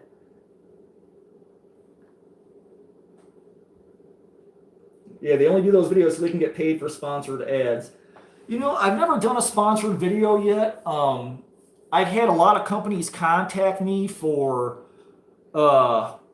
bins and indoor projectors, and I like here, pick out, you know, $200 of merchandise off of our website, and it's like everything we have sucks. None of it's like cool for like my peoples. Like if I show them something, I want them something they could use. You know, so I've turned down, I don't know, maybe 15 different companies or something like that. It's just, you know, and not that I wouldn't if it was something that was decent that I thought was worth it to show you guys. But, you know, I'm not going to kiss ass of sponsors. Like, you know, I really like Anthony from Ace of Clay and watching him sculpt and stuff like that. And he does, you know, and sure, he blew up, man. He's like, I don't know, probably 500,000 now or something like that. He's doing all these goddamn creepy pasta things. I don't know what the hell they are, so I don't really watch them anymore. But then you start seeing people change. It's like, okay, they get sponsored by Squareplace or Squarespace, or I don't know what the fuck it is. You know, and all of a sudden their channel goes from, yeah, weekly video to, oh, guys, not going to be a video this week because my corporate sponsor didn't send me what I needed, or they didn't sign off on my ad or my video yet, or something like that. It's like, are you fucking kidding me? You're a YouTuber. You're literally withholding shit for a paycheck. Like, it's just another thing that turns me off. Like, I'm not going to do it, man. If I say I get something for free, I got it for free. I don't contact companies and write them 50 emails like, oh, Spirit Halloween, I want to go to the flagship store. So you got to contact their guest services. And then all of a sudden, mysteriously on all these channels, oh, a Spirit Halloween box showed up on my porch. I don't know where it came from. Oh, I wonder what's inside of it. It's the golden ticket to fucking New Jersey. And it's like, you know, they sent 100 emails to Spirit to their guest services. Hey, I want to come to flagship store. I got a YouTube channel. I got 50 subscribers. Hey, send me a box and a bunch of free shit. Dude, like I said, I'll suck dick at the truck stop before I do that shit. I'm not begging companies for shit. There was another girl, she cries all the time on her channel. When she gets a card from somebody, she went and begged, they sold a bunch of Chinese trash shit. Oriental Trading Company. She said that when she first started her channel, she begged them, and she finally got a sponsorship from them, and she got like $100 in free shit. It's like, I'll just pay for my shit. I don't care, man. If there's something in your catalog I want, I'll just buy it. Just send it to me. I don't want to beg you for, oh, can I have like, you know, $300 of merchandise, and I'll do a little video for you. I got 5,000 subscribers. I'm not shit. I'm not Tom Cruise. You know, my video is not going to help your company. If it helps another haunter or something for something I thought was cool, hey, that's great. That's the whole kind of aim of my show. I'll never suck that corporate dick. It's just not going to happen here, man. I'm not going to beg companies for shit. I'm not an influencer. I don't want them to send me $1,000 of merchandise or contracts. Like, oh, yeah, I'll do your video, but you got to give me 5 Gs. I got a job. I don't need your shit. And at this point, like Sounds good to me. she said, you know, at the stores, everybody, you know, so you go from yard to yard to yard, you see the same store-bought stuff. Like, I don't have a 12-foot skeleton. Or it's like, oh, Cowboys, you should get like 5 of them. You know, it's like if I had one, before I got it assembled, I'd already be cutting it up and changing it. Everybody has them now. They're kind of cool, and I like them, but it's like, I just don't want to be one of the cool kids. I don't want to have another 12-footer or 4 12-footers up in the yard. Just say, hey, look, I got the 12-foot skeleton. I got the 12-foot witch. I got the 12-foot werewolf. I got the 12-foot mummy dick. I got, I don't want to be that guy. I'm to the point now where I see stuff. I go to the stores, look for inspiration, and then I figure out, man, I want to make a version of that for myself, man. Like my Home Depot tripod. I saw that little plastic piece of shit last year. Cool idea. But it's like, I think I can make something better. So anymore, when I'm in the stores, I'm thinking like, how can I make that? How can I flip that or change that or make that different or disguise it or something where I can use the bones of it, but then make it my own somehow, So, that's just how I think, it's easy to say Spirit Halloween in the title of every one of your videos and get thousands of views. I'm not a Spirit Halloween guy. They're okay for some stuff, but I don't want to use it as clout to get views and subscribers so I can stick around. I'd rather have like quality subs than quantity subs. The same people who I chit chat back and forth with their messenger all day, like, hey, Cowboys, I'm stuck on this paint. Like, what should I use to make it stick to this? Whatever, I do that all day long. I don't care. I don't need 100,000 subs and then having like 10 people watch a video because they're dead. They've been on YouTube for so long. They're doing the same old shit. They don't change their ways, or they don't upload a video in 6 months and then nobody watches you anymore. I don't want that kind of channel. I want like an interactive channel of people who actually are current and watch. So that's just me though. Vic had to cook some pizza. Oh my God, Vic cooked? I bet you ordered that damn pizza now, didn't you? Don't lie, Vic. Don't lie.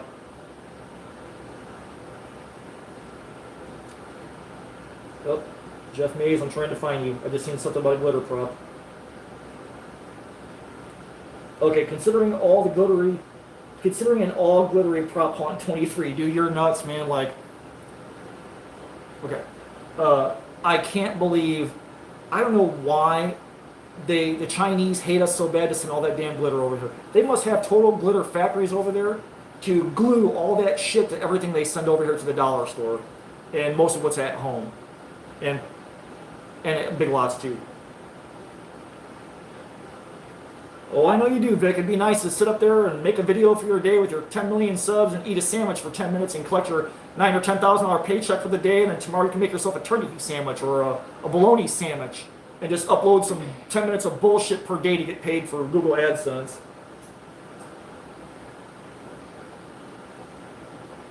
Rougher Stuff says, I like the way glitter looks sometimes, but I hate how it gets everywhere. Are you insane? Glitter's not even pretty. You know how you fix glitter? Fire. Fire fixes glitter. Ninja says, I don't know, Sniper Wolf brings something to the table. It's funny because she started out as like a cosplay channel, and Willow watches her, so I got to see her stupid shit in the background. And every video is this. And then some weeks she's like this on the other corner of the channel, racking some dumbass internet shit. She's like, okay, so you can see someone's looking at the counter, like 10 minutes, she's like, okay, little wolf family, yeah, thank you for watching, punch the like button in the face, give me my $10,000 for today, then fuck off, I'll see you guys tomorrow, I'll upload some 10 more minutes of bullshit for you guys to watch tomorrow. And you know what's coming? And then Tuesday it's, and then Wednesday it's, and then Thursday it's like, are you fucking kidding me, man? Like, great cosplay channel, you don't cosplay shit. You walk around your 10 million square foot house and, I wipe my marble floors and I cosplayed 9 years ago. It's like, get the fuck out of here, man. I hate that stupid stuff. You're laughing at. He's talking about. So Jordan wants some money. I'm winning. That's true. It is. She's cute to watch. That's true. Know your Joe. 5,000 quality subs, man. Cute to watch. I'll get to 1 million one day, but I don't want a dead channel, man, where you have like, 100 million subscribers, and you see some of these big channels. Yeah, like they got 100,000 subscribers, and then they do a video and they get like 1,000 views, and it's like, oh man, what the hell happened to all your subscribers, man? Like, where are they at? Like, you've been on for like 10 years or 9 years or something like that, and your channel's dead. I don't know if there's a way to, flick those off like bad fleas or something or not, but because anymore on YouTube it doesn't matter. It doesn't matter if you have 1,000 subs or you have 10,000 subs. When you're monetized, you get paid for views. Like every 1,000 views is $10 or $8. It goes up and down every damn day. So All right, stop photobombing, Savage. Rougher stuff says I'm waiting for an 18-foot skeleton. You know, I think who was I talking to about that the other day in Messenger? Like they got the 12-foot skeleton, they got the 10-foot werewolf, they got the 12-foot witch. It's like, what the hell is next year? Next year's gonna be like the invasion of the 15-foot props. Okay, Savage, get your hands out of it so I can see how I'm doing. 15-foot props, like the year after that. Oh, we got the 20-foot Angel of Death coming out. You know, it's like pretty soon I'd start driving this shit to your house in a damn semi truck to go pick the stuff up. Tyson Thomas says you've helped my haunted house. That's awesome, Tyson, man. Really, the whole goal of my channel and Vic and Dave, the Trio of Terror, is to get people to have the confidence to just grab some raw materials, go to the dollar store, buy a bunch of crap, go in there and buy $10 worth of shit, and then take it home and fucking destroy it.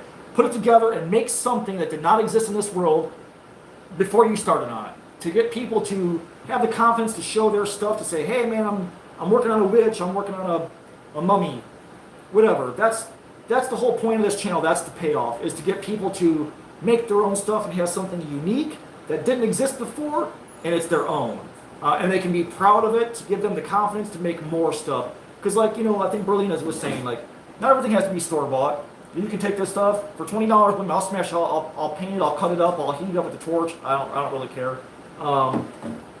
You know, because you can't use that stuff in professional haunts. And you see some of these people like, yeah, I got 47 Spirit Halloween animatronics, and I'm going pro.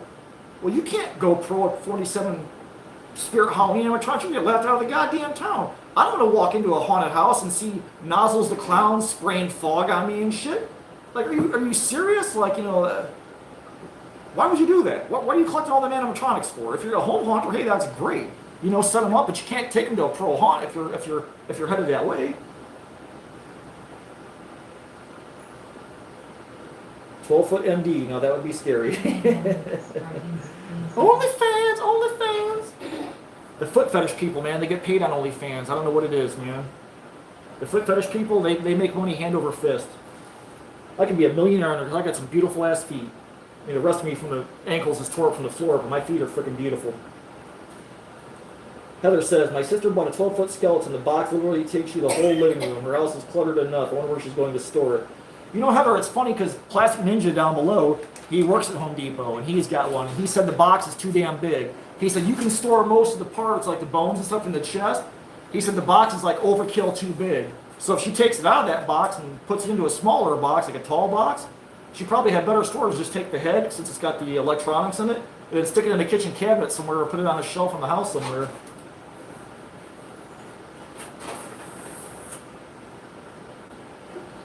Oh, Vic cooked it was a frozen pizza, but it'll keep him fat. Stay juicy, brother Vic, stay juicy. I don't like people get skinny like John Goodman. He's like really like, he looks like Jay DeLever now. He's like, it's like I don't like that. I like a juicy John Goodman. I don't like Jay DeLever or John Goodman where he's like, he just doesn't look right, man. Bridget Singh, good evening. Love your channel and content. You always keep it real and are so entertaining. Hello, Savage. Hey, Savage. Bridget says hello. I try to be different. Actually, me, Dave, and Vic, we try and do our spin on stuff. It's like, hey, you guys want to make a pool noodle of this? Like, nah, that's been done a million times. So if we can't find like a unique way to do it, Bridget says hi. Bridget Singh. We try and, you know, do a different spin on it, or, you know, beat the same damn horse over and over again in videos, or you just copy somebody else's video, like literally frame for frame, but because you got more subscribers, you get 40,000 views, and the first guy who originated it only got 10,000 views or 100 views. I hate seeing that shit too. But yeah, we always try and do different, and we always show our fails. If we, or like when Vic made that mold of that lower half of the body, he used part plaster of Paris and then part, I think, Ultracal, and it cracked, and he had to pick it up with a forklift and crack it. He said, man, don't do it. I screwed up. He goes, I should have used all Ultracal or something, did it differently. You know, we're not afraid to take a face plant and show people, hey, I can't stand watching YouTube videos where it's all polished and everything works out perfect every time and there's no bumps in the road and they got a nice smile and everything comes together at the end and their little 8-minute, you know, video, whatever the hell it is, and their editing's great and they got an editor who does all their stuff and they're flashy. You know, my editing sucks. You guys look at my videos, my editing sucks. It's literally guerrilla warfare. Boom, boom, boom. I don't put too much fancy stuff in there because I don't know how to do it. I'm afraid to screw it up. When I see a channel that's too polished, I'm like, fake, fake, fake, fake. something fucked up, something fell off the counter, their paint didn't show in time, they don't say that, so all their videos turn out perfect. I hate seeing that shit, man. It's too good to be true. I don't like watching that stuff. Like, who's that guy, Odin Makes? All his stuff's all flashy and cool music, and you get a flashy smile, and his little prop is done in the end, and it's perfect. I just, that turns me off, man. I don't want to be that guy either. I do not love glitter. I am generally opposed to glitter across the board. It only gets smaller and it never goes away. If you bring glitter in your house, it goes into every nook and cranny, ever under floorboards, in ventilation systems. It gets on your animals. It never goes away. It's tiny chips of plastic. It poisons the ocean. Never use glitter, or encase in a resin if you're going to use it so it can't get out. Vic says the only time he eats food is when Abel fixes me a meal. That's why he had to fatten brother Vic up. He don't do too much cooking down south there in the dirty south. Rougher Stuff says, I bet some of it isn't even supposed to be glittered, and it was made next to something that was actually picked up the glitter by accident. You know, you never know. I'm assuming that them glitter factories, like I see them, I saw that black wreath at Joann's, and it literally looked like they dipped it in a vat of glue and then dipped it in a vat of black glitter. Or the trees, like that were at, who had the black glitter trees? Like they take the little tree branch and they stick it in glue and then they dip it in black glitter. And they stick it in a wooden block and they put $50 on it. Like, how does that stuff like get over here and not contaminate the people who work there, their homes, the factories, the tanker trucks, the oceans, the stores it's in? Like when Christmas is over, like and the employees are sweeping up the floors and shit, like there's going to be glitter in that store from 15 years ago that they're still sweeping up every time like the new glitter comes in and mixes with the old stuff.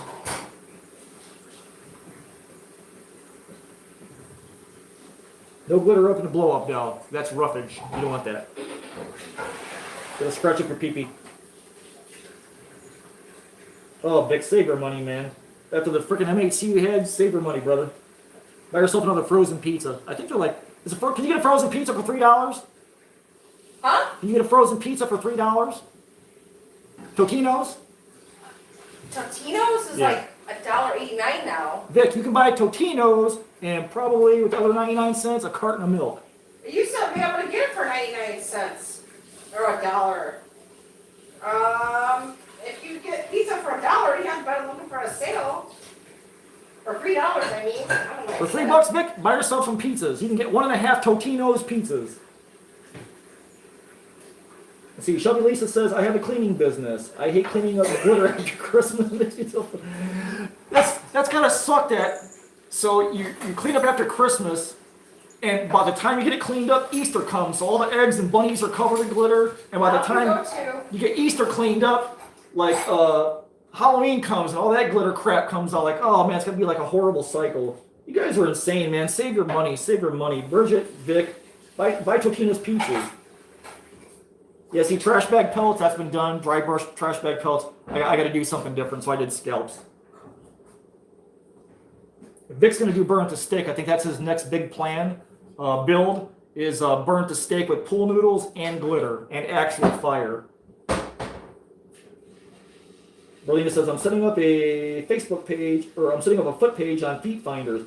Berlina, I'm telling you, man, foot freaks pay. I'm all about fly your freak flag. Me and April were talking about this morning. Like, if you like some weird shit, hey, man, find your people and do it. But foot people, I don't get it. And they get paid, man. Foot people and nylons people who wear the nylons and show nylons, they get paid mad money, man. There's probably, on Instagram, I see the foot fetish people all the time that goes sideways across my thing. It's like, what's with the foot fetish people, man? They get paid. That's a great business to be in if you're in the foot business. What's up, 13? 13 says, you amaze me of how much stuff you create. All original, one of a kind, love that stuff. 13 is no slouch, man. You guys need to go find 13. He's amazing. Like, his home haunt that he sets up for kids and literally stops traffic in his town. Go look up 13, like his page on 13. He's also an author of like a children's book for his little haunt story. It's a hardback book, to boot. Go follow 13 and show him some love. That guy is freaking amazing, man. We met him through Hunters Anonymous. Talk about me, 13. You should be the one on YouTube showing all your stuff, man. Your haunts are amazing. Like, you take your stuff to the nth detail. You move dirt around and like bobcats and loaders and stuff like that, that's crazy. Your machinery, your whole show is freaking spectacular. It's on a whole nother level. You should totally be a pro haunter and charge for what you do. Because your work is beautiful, it's amazing, it's well thought out, your themes are nuts. You should most definitely be a pro haunt shop for sure, man.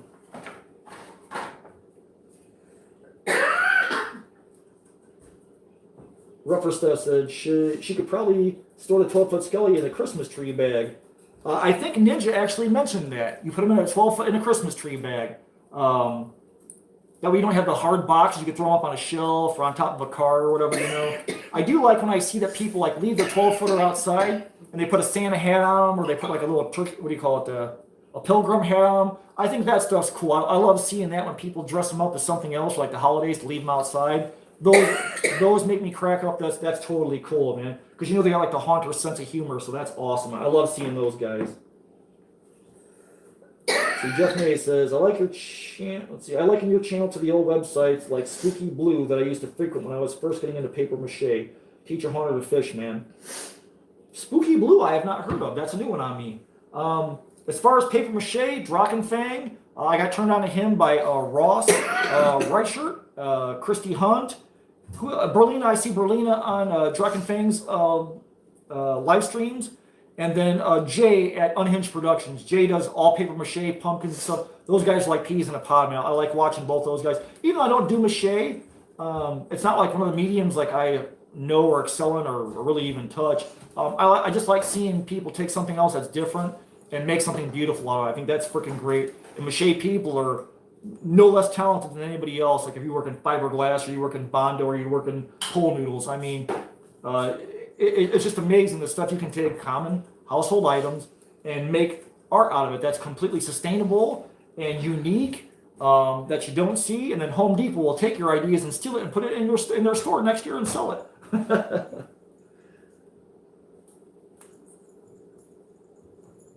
Let's see. The more homemade artistic props in your yards, the better, in my honest opinion. That's true, Jay. Like I was saying earlier.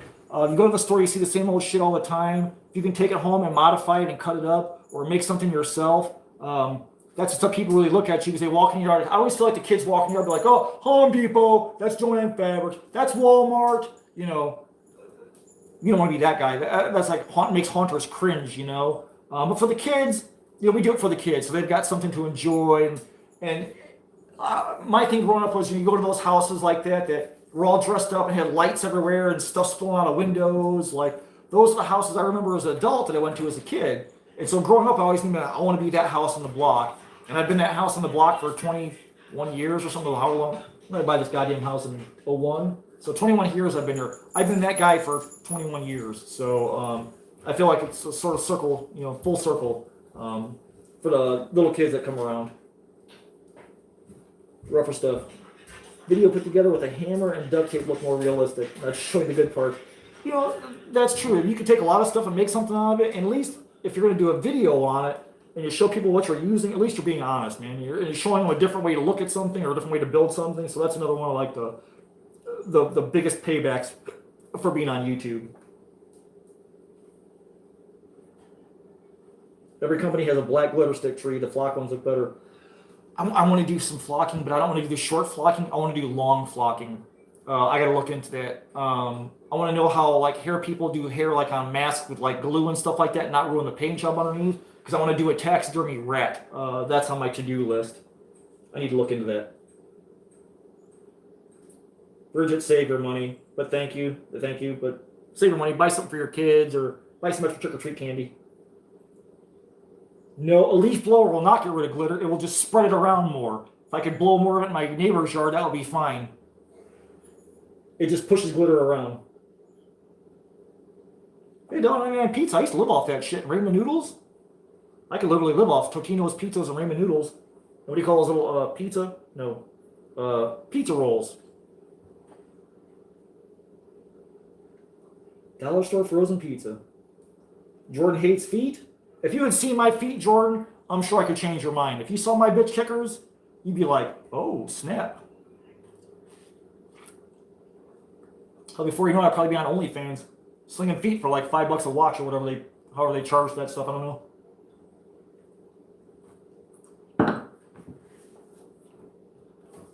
I like pig feet. I see pig feet in the store when I was a kid and freak out. Now as an adult, I'm going to go and buy one and then mold it. Hang in the garage off of a hook for when the kids walk in. Ah, pig's feet. You are so welcome, 13. It is so true, man. Like, you know, James live streaming from your haunt those couple of years. Just freaking amazing. The detail you put in and all your props and stuff like that. Just beautiful work, man. That's the stuff that inspires me to be like, man, you know, I don't need everything that's like store-bought. Like, go make something. Go find an antique and polish it up and change it around or add something to it or, you know, I love seeing that stuff like that because it instantly sends my mind spinning like, oh, man, if he took that and did this, maybe I could do this, and that to it. So just seeing stuff everywhere. I just love seeing stuff that, you know, like catapults me into a different direction so I can grab an idea of something and then run and see how far I can push it. Dragon Fang, Mache for life. Man, for me, Mache, maybe one day, I like watching people do it. I like watching Drac do it. I like watching Jay do it. And how you guys mold that stuff and actually use it like clay is amazing. I just don't have the time for it, man. With 2 jobs and running around like I do, like, ugh. Maybe one day when I get retired or something like that, I'll give it a try or a whirl. The little white van with candy. It's a tan minivan, not a white minivan. It's a tan minivan. It's free candy and free Wi-Fi. That's how you get the kids. What's up, Nick? Stilo's Curse. Nick's also got a YouTube channel. Go prescribe to him and show him some love. Nick runs a haunt, owns a haunt, so he does a lot of haunt videos. I just saw your post on College Day saying you're going to start doing your haunt videos again for your builds. So I'm looking forward to seeing those. See what you put in your haunt this year. I know you can't give everything away because you want to keep some secrets, but I was watching your videos like a couple weeks ago. I said, man, you had a hell of a crowd out there, man. For it looks like you're kind of out like in a rural area. You had a shit ton of people out there, man. Let's see. Den Mother says, I figured out I've been doing Halloween for 43 years, 12 years in town. The rest is out in the sticks where no one saw but my family and a few friends. I feel the same way, Den Mother. Like, I have a really small subdivision. It's like a little circle track and then back out to the main road. And there's maybe like, I don't know, 35, not even 30 houses in here. Maybe 20, 25 houses in here. I get maybe, well, I think last year was probably my best year. I think I probably had maybe 40, 45 trick-or-treaters.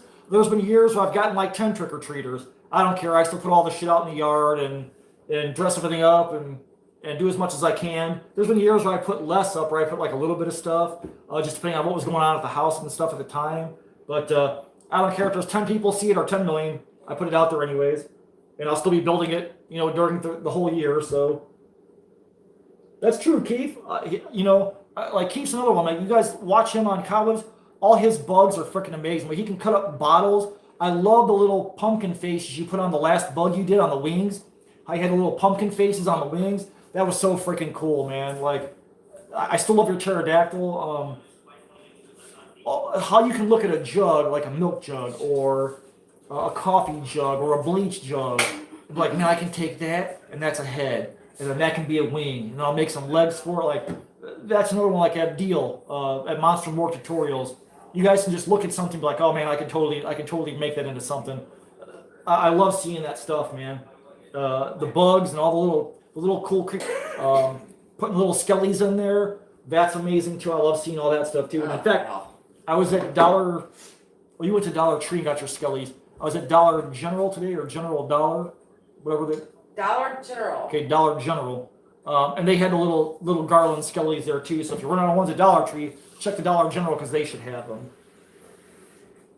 And there's Family Dollar and there's Dollar Tree. It's all the same. It's all the dollar days. No, they're not. Family Dollar and Dollar Tree are owned by the same company.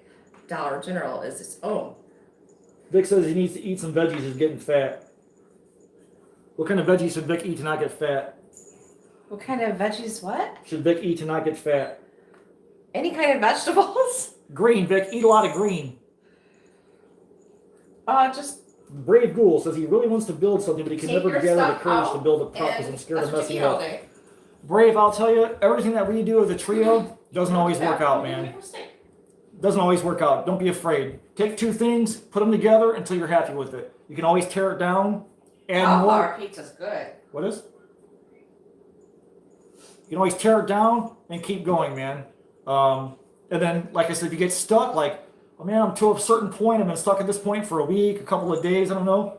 Post it on Cobwebs, man. Ask people some questions like, hey, I'm this far in the project. Where do I go from here? Or take some suggestions, you know. Don't ever be afraid to put two things together. That's how you learn. The more failures you have is the more you learn. Like yesterday, so I did my blacklight video. I'm like, okay, maybe this will work. Nothing. I had 3 duds in a row. It's like, well, I took a shot at it. Now I'm going to go plan B.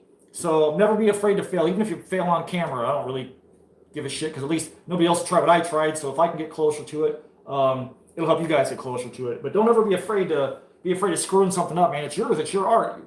You know, and for the most part, art or props are subjective. Sure, you can look at some stuff and be like, oh man, that's total crap. It looks like it was made at the dollar store. But that's how you learn. That's how you push yourself to get better and make more believable stuff or realistic stuff. And it's not even so much realistic. It's what you picture in your head. That's the biggest thing. Like, you can have this idea and you're like, man, I want to build this. And it doesn't come out right.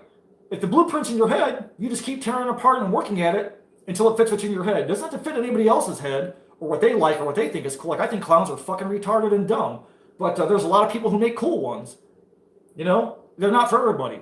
So for you, don't ever be afraid to not to make a prop think it's going to be stupid or not work, man. You just keep at it until you're happy with it and what's in your head. And then everything you learn to that, apply to your next one. And then you just go from there. And before you know it, you'll be cranking out shit, man. You got a whole yard full of stuff. Well, I used to eat veggies right out of the garden. We used to grow stuff. I just eat them on the side of the house before the birds got to them. That's true. It's exactly like Jock and Fang says. Make a small project, start on it, finish it, go from beginning to end. And then you know, okay, hey, I accomplished something. It's a goal. I got something on my belt. Then you can move on, try something else, or try and make a better version of what you made. Start small. You know, it could be anything. You know, do like Keith Martin. Grab a couple of, well, not bottles, but like pop bottles that are plastic and cut up or melt a little bit, heat gun or a lighter, and make some faces. Start with faces. Start with pop bottles and faces. See if you can make a cool face. Just something simple. You know, like Keith makes these little light covers, which are freaking awesome for outside. He puts them right over a dollar store solar light. How badass is that, man? It's like you're making actual things that didn't exist, and the store in Home Depot's probably going to be selling them next year for $10 a whack. You know, so don't ever be afraid to overcome your fear of like making something. Man, you got 2 hands, put them together, grab some random crap from around the house and make something that didn't exist before. Don't think that like Tom Savini and Rick Baker just came out of the womb and they were making beautiful werewolves and zombies and all that shit. No, man, them guys had to go to school and learn. They fucked up a million times before they got to a beautiful design like, you know, American Werewolf in London.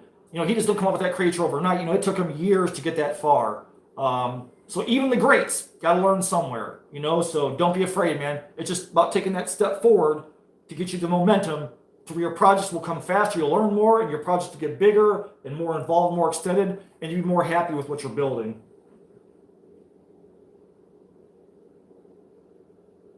I just took a shower before my stream, and I washed my hair.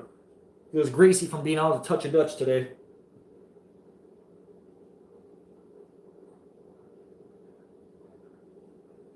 That's true, Drek. I mean, and you know, Halloween night, the kids are just excited to see something different that they haven't seen before, you know, or especially if they haven't seen something before. And you made it because it came out of your head, man. The kids are psyched to see that stuff. They look at stuff like they stare at my little demon skulls I made the video on, like taking like a Nightmare Maker skull and then using spray foam to sculpt with. And, you know, the kids were tripping out like, oh my God, I got them dangling from the ceiling in the garage overhead, you know. Kids were freaking out looking at them like, oh man. You can just see like the wonder in their eyes. Man, that's totally the payoff for Halloween, man.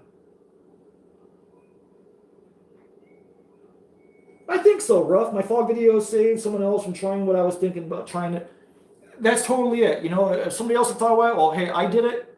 I screwed up. Don't do it my way. Obviously, my way didn't work, but, you know, learn from my mistakes. And then Trio, we're all about, you know, if we screw up something, we don't like something, man, this didn't come out the way we did. Or if we screwed something up and it turned out better, we're like, hey, this was a mess up and we like it better. So sometimes by attempting to build something, you screw it up, and you get like a happy accident, you know? So you may teach yourself something new by accident that you like better, but you wouldn't have found that out unless you had tried in the first place. So always try, always throw it together. Don't be afraid to create, ever. See, Kat says She spends all September and October working and talking people off the ledge with their project. Start with simple and you can keep adding, but start simple. Vic says he don't do much small stuff, but getting ready to do a 6-foot skeleton skull. Well, I'm going to try anyways. Yeah, but Vic's some crazy. Don't really follow Vic because he'll be like, hey, I'm going to make a 75-foot town facade. You don't have to jump in that deep right off the bat. You can work up to that in a couple of years. Window. What? Who's on the window? Is that a Frog. cicada? It's a frog. It's a frog? I should put him in a jar and keep him for Halloween. Make Scare Haunt says, I pride myself on my flow of creativity. I used to be embarrassed, but now I flaunt it. And you totally should, man. It's like with the CNC page, Cobwebs page on Facebook, I try and throw something up, man, every day if I can. Not always, but every day if I'm working on something or I'm thinking about something or I saw something cool that I thought was inspirational, I try and throw a picture up, man. So it's like a daily challenge of like, always keep the gears kind of greased in your mind and turning. And inspiration comes from somewhere. You can be out in the yard and see a flower and be like, oh man, that'd be cool if I made like a Demogorgon out of that. Or, you know, you never know what you're going to see or what's going to inspire or where it's going to come from. So I always try and promote that and try and put a picture a day on Cobwebs if I'm not putting up a video or something like that. Just to kind of keep people's minds turning and just to get reactions out of stuff like, hey, you know, maybe I put up a picture or something like, hey, that looks like so-and-so, like, oh man, that could be a project, like, you know, hey, cool, you know, like eyeballs. So I've been doing a lot of eyeballs lately. I got a bunch of clear coat on them, you know, it's like, you know, I figured, oh, I'm gonna make some eyeballs. So I molded some ball bearings. These are all blacklight versions. So I start just messing around with paint and alcohol inks. And then I put some clear coat on. It's like, yeah, I'm not a professional eyeball maker. I turned out something I can use for props and so be it, you know. You don't know until you learn or you play around with it. And the more you screw around with it, you'll get there. You'll get there.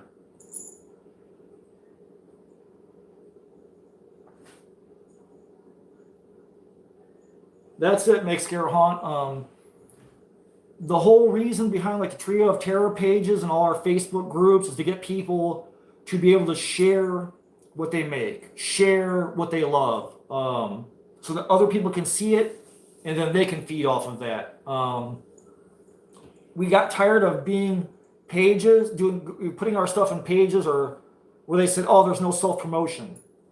Well, anytime you post anything on Facebook, isn't that self-promotion? Whether it's a prop, a video, a picture, a thought, your picture of eggs that you had for breakfast, you know, you're promoting your breakfast. And like we were getting shot down by admins left and right, like, oh, you know, your video is not appropriate for this group. And it's like, but you're a Halloween group. Like, how is my Halloween video not appropriate just because you didn't like it and you're an admin? You know, so our pages are all about equal opportunity for everybody, not just pros or whatever. For everybody to have the confidence to show their stuff, for everybody to get some feedback on their stuff, or if they're stuck like on a material, like what should I use to bridge this gap? You know, that's what our page is all about. They're inclusive, not exclusive. You don't have to be in a special group or have some kind of special skills or gone to special effects school to post. You know, it's all about learning and sharing for everybody. So that way everybody can learn and collectively we all grow our skills so that like our yards will look awesome in a couple of years and we'll make better stuff. Or maybe you want to make better stuff to sell. Maybe you're working from home and, you know, hey, a paycheck ain't cutting it with 2 kids in school and book fare and school registration being $180 per kid, you know, and you want to make some stuff to sell, you know, hey, open an Etsy shop, you know, you make some stuff on the side, post on like our groups, we're all pro sell. We don't ever want to cut off profits for anything that are sold on any of our groups, any of the Trio Terror groups, you know. Some people, oh, if I'm not getting a cut, I'm not going to let you post it in my group. Why the fuck would you be a greedy bastard? You didn't make anything. You don't need your hand in it. It's none of your goddamn business. So if people want to have a transaction on the side and they want to sell something and they're open and honest about it, hey, I made this. It's for sale plus shipping. You know, as long as they're transparent about it, make her a deal. Sell on our page. We don't care. We want everybody to get ahead, not just certain people or people with big effects shops that have, you know, shipping and, you know, they got thousands of products or thousands of dollars of products going out the door every day. You know, we want little guys too. So if you're making something to sell, post it on our pages or ask what do you think the price point should be for something like that. Don't ever be afraid to post. Our groups are all inclusive, man. That's what it's all about, Make Scare Haunt. It's community. It's not trying to exclude people. You don't have to be special.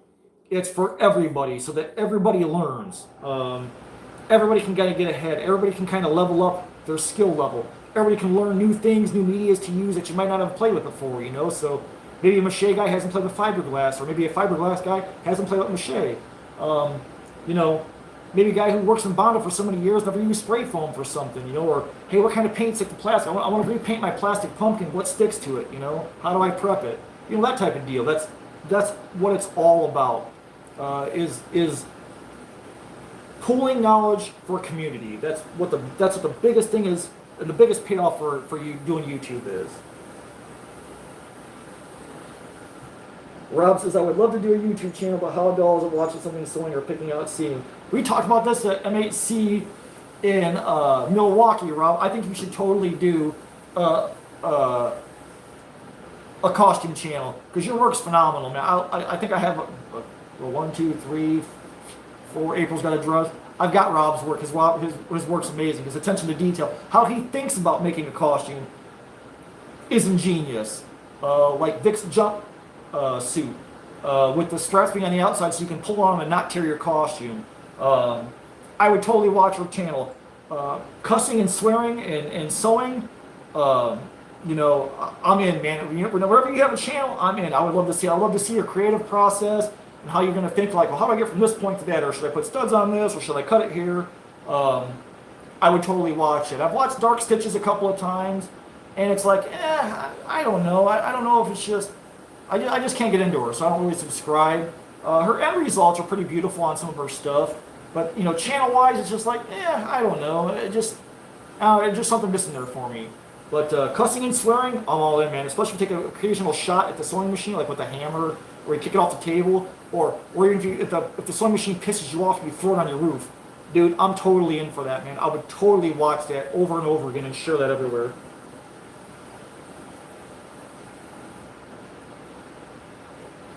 Brave Ghoul says, my family thinks I'm crazy. They still think Halloween is a phase. I mean, I've been doing Halloween 24/7 all year long. You know, I would say Brave Ghoul, don't give up, man. I'm the same way since I was a kid. We grew up dirt-ass poor. I was a bum every year because I couldn't afford a costume, so I just went outside, put dirt on me and old raggedy clothes I had. It's not about the money thing. It's like, you know, from the time you're a kid, like, man, when Halloween comes around or fall comes around, you're looking forward to going and seeing people's houses and trick-or-treating and working on your costume. Same thing for me, man. I always made my own costumes. Through like middle school and stuff, always look forward to like a little school parties and showing off what you made and stuff. And a lot of people say it's not really a holiday, it's a way of life. That's totally freaking true, man. And it's hard to explain to other people who aren't of our kind or in our tribe. They don't get it. That's okay. You just keep working on them every day, and you can hope you can convert them. Full contact sewing. I'm totally in. I want to see that sewing machine on the roof when it pisses you off. Okay, Shelby says, I always forget to take pictures of before and after. I'm not that good on computers. I'm not that good on social media. Retirement community posts my decorations on their Facebook page and it's shared. Lisa, the only thing you can do is just remember, hey, I'm going to start with a pile of pictures.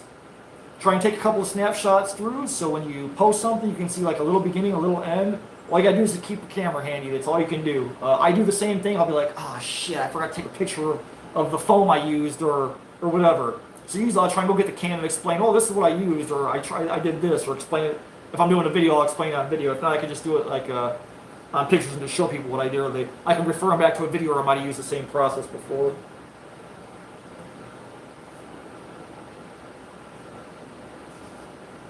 That's true. Just like what Vic says, never be afraid to make something. Never be afraid to make something. We have made and posted actually enjoy it. It's what our channels are for, and that's totally true, man. All the admins like turning us down, or like, oh no, that's not appropriate, or that's not for our group, or shooting us down, or something like that. It's like, why would they? You know, it's totally legit. Like, why would they? You know, just because they didn't like it or it wasn't cool for them. It doesn't mean like the other, 30,000 people in the group might not have liked it. So it's just people playing God on Facebook. Oh, it's my group, so I'm gonna decline posts and stuff like that. Whatever. We don't need your group anyways then. Lisa says, I don't live in the retirement community, but they are awesome. They leave me epitaph suggestions on Post-it notes on my mailbox. Kat says, Keith, you have no idea how many times I thought about tossing one of my machines on the road. And I've been sewing for over 65 years, still screw up. If you do that, Kat, take a picture for me. I want to see it like on the what is it, the 401 highway or whatever the hell like that. I want to see a sewing machine in the middle of the highway. One of the big ass trucks run over that damn thing like a dump truck.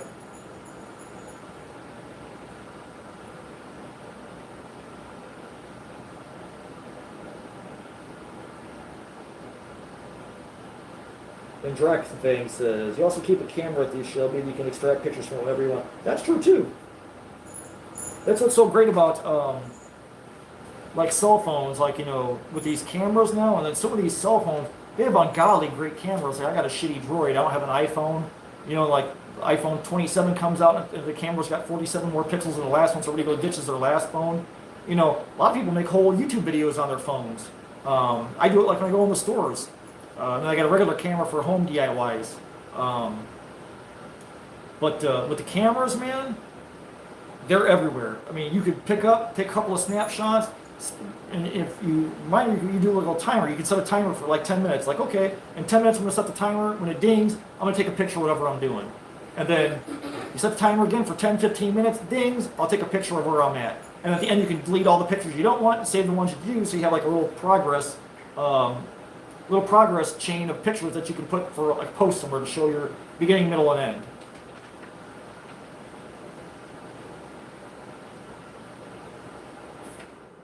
Oh yeah, if you set it on fire and then toss it on the highway and then a dump truck hits it, that would be an epic viral video for YouTube. If you do that, please share that on Cobwebs and Candlesticks on Facebook. That's totally it, Ruff. You hit it right on the head, man. It's the gatekeeping. I don't like that. Trio doesn't like it. We hate it where guys will hold our videos back and like 3 months later, hey, your video posted in the group. Like, what video? I didn't do a video. And it's from 3 months ago. Or there's like 7 admins in the group and they're like not letting your post go through for whatever reason. They don't like your channel. They don't like your personality. They don't like your profit you built or whatever. It's like you're an admin of a Facebook group of an imaginary world. Like, you don't have that much power. Like, you're not shit on the street. Like, you know, in the real world, you know, it's not power. You're not a president. You're not a, you know, a bishop. You're not a cop. You're a fucking Facebook group admin. You're not God. Just let the shit go through. As long as somebody's posting child porn or being an asshole, let it slide. Or it's not related. If, you know, if you're in an Easter group and people are posting Halloween shit, I get that. But for the rest of the stuff, if it applies, there's no reason to be a gatekeeper. I freaking hate gatekeepers, man. That's obnoxious. That's playing God, and that's just stupid, man. Those are the people you like to catch on the street and just beat the shit out of them, you know? You can't say beat the shit out of people on Facebook. You just grab them and shake them, then hope they get hit by a car. Oh, really, Jordan? You do everything from the phone? You need to get yourself like a little GoPro for like your longer builds. Because I do using my uploaded videos, like my premiere videos are usually done on my little DSLR Sony camera. I've done a couple videos on phone that are most of my shopping videos are all phone. I just go in, boom, shoot, bam, go. I have one small little editor program on my phone that I use. It's like $10 a year. I don't have all the fancy fonts and shit like what's her face. Well, I like talking to you boys and girls in the comments. I just don't ever say a fucking word to anybody. What's her face? The Libra girl. So I try and keep mine simple and basically to the point where I'm not like overselling a video like, oh yeah, there's like all kinds of naked broads in the thumbnail, and then you click on it, there's a bunch of fat dudes. You know, I don't want to clickbait people. I want to show them what's actually in the store. So I try not to use my phone if I have to. But for like the store videos, they're perfect for that. You run in, bam, make a video, boom, you're out. Dump it on Facebook and go. Brave Ghoul says, do you decorate for Christmas too? No. April does all the Christmas decorating. I have like a black stocking, and now I got a Krampus clock. So that's my decorations for Christmas this year.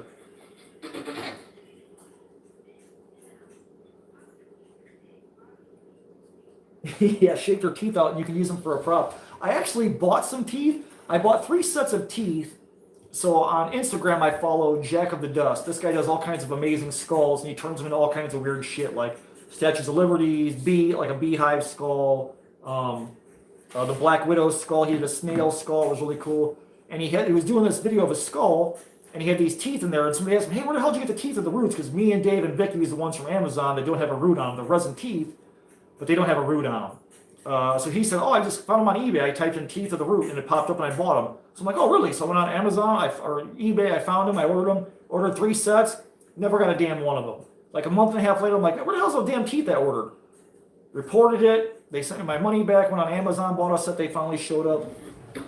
I think I took them out to the damn shop already. I don't even have them in here, do I? But the teeth of the root, I'm going to try and mold them and use them to plug into like Nightmare Maker skulls and stuff. I got some cow teeth I need to mold. They're really massive and huge.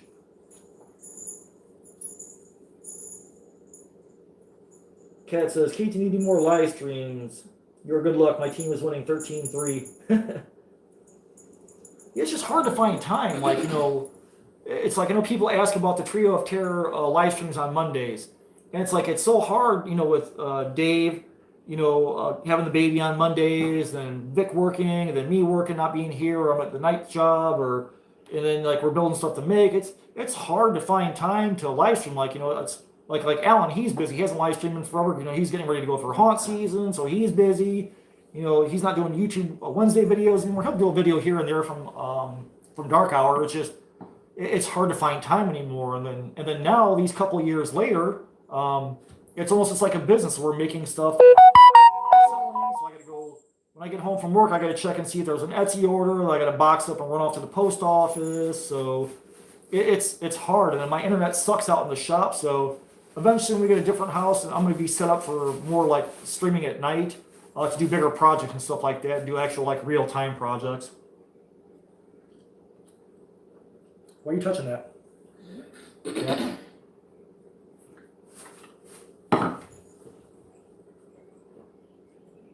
I need a GoPro.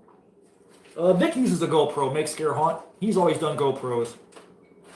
He has good luck with them, as long as they don't like steal them out of your car and take your change tray and your cigarettes and all that stuff. Just don't live in Alabama if you get a GoPro. Okay, so Jordan uses Cinemaster. Okay. I've seen that before, like in people's little corners of the videos.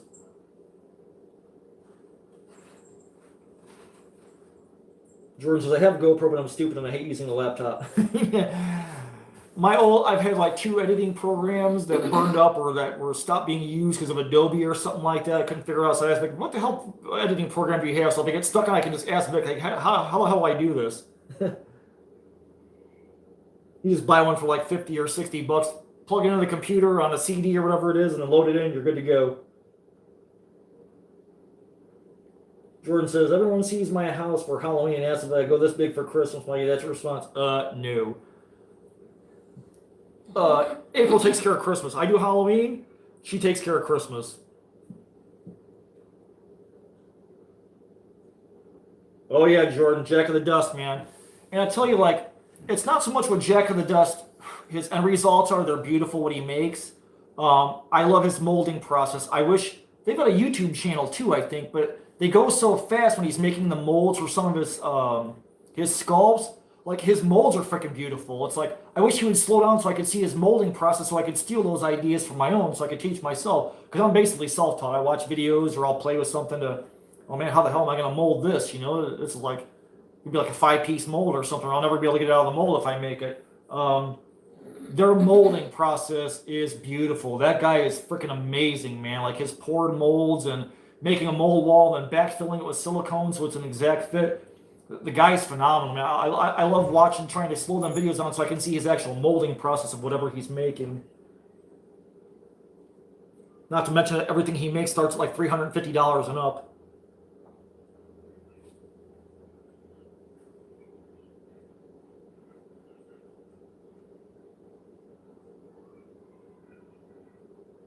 Yeah, storage.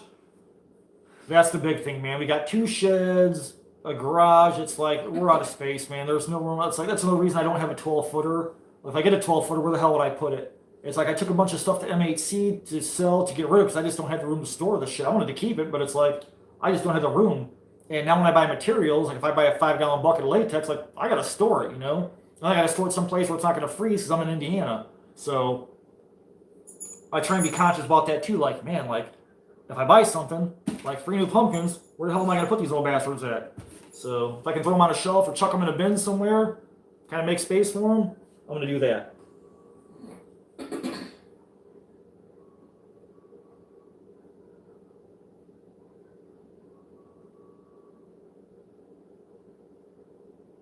Oh yeah, I mean, anytime, like, YouTube. So, anytime you're doing like a DIY, man, just put DIY in the title. You might not get a whole bunch of hits right away, but over time, people will refer back to that video. So, anytime you're doing a DIY video, man, that's one of the biggest bonuses on YouTube. Is like, especially if I'm stuck trying to figure something out, like, man, there's got to be a DIY on YouTube for how do you change a faucet, or how do you, sharpen a knife, or how do you change a tire. Somebody on YouTube has done it probably. So that's one of the great things for YouTube, like just the DIYs alone, man.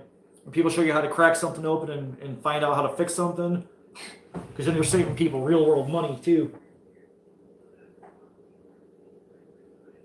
The Jordans. Okay, no. Lisa says, my flipping life, I hear about Christmas. This year I'm going to have a Krampus. And a few years ago, I did a nightmare before Christmas and never took down decorations until the new year.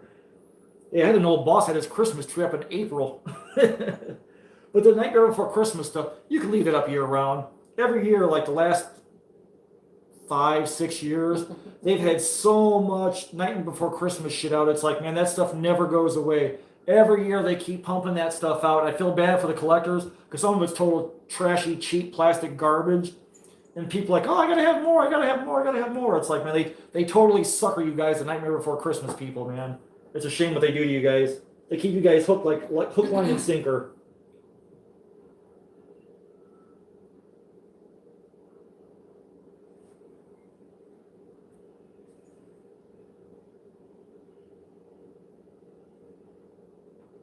Relina says, I like Christmas decorations, just not a big fan to decorate the yard for. I don't like the cold weather. I'm more like a bear. I want to be hibernate when it gets cold. That's the bad thing here. Like, if you don't put your Christmas up like in November, if you get a warm day, you're going to freeze your ass off if you're putting lights up in the gutter here. Because we literally have like 8 months, 9 months of cold here in northwest Indiana because we're an hour from Lake Michigan. So we get like, our wind chills are like negative 53 in the wintertime or negative 20, not unheard of here. So if you don't get your stuff out right away, and then just take it down like in July when it finally warms up here, because it's cold all the way through June here. We just finally broke our heat wave, and now we've had like 70-degree days, which is like amazing because we get like maybe 20 of those a year, 70-degree days, where it's either in the 60s or it's in the 90s or it's humid as hell. It's been ungodly sticky here for like the last. Since me and Vic came home from MHC, the weather has been total shit. It's been hot, been disgusting, it's been sticky as hell. We've had like 4 or 5 nice days in the whole damn time since MHC. I do need a new beer. Baby, can I have a new beer, please? Savage, grab me a beer. I'll get you one.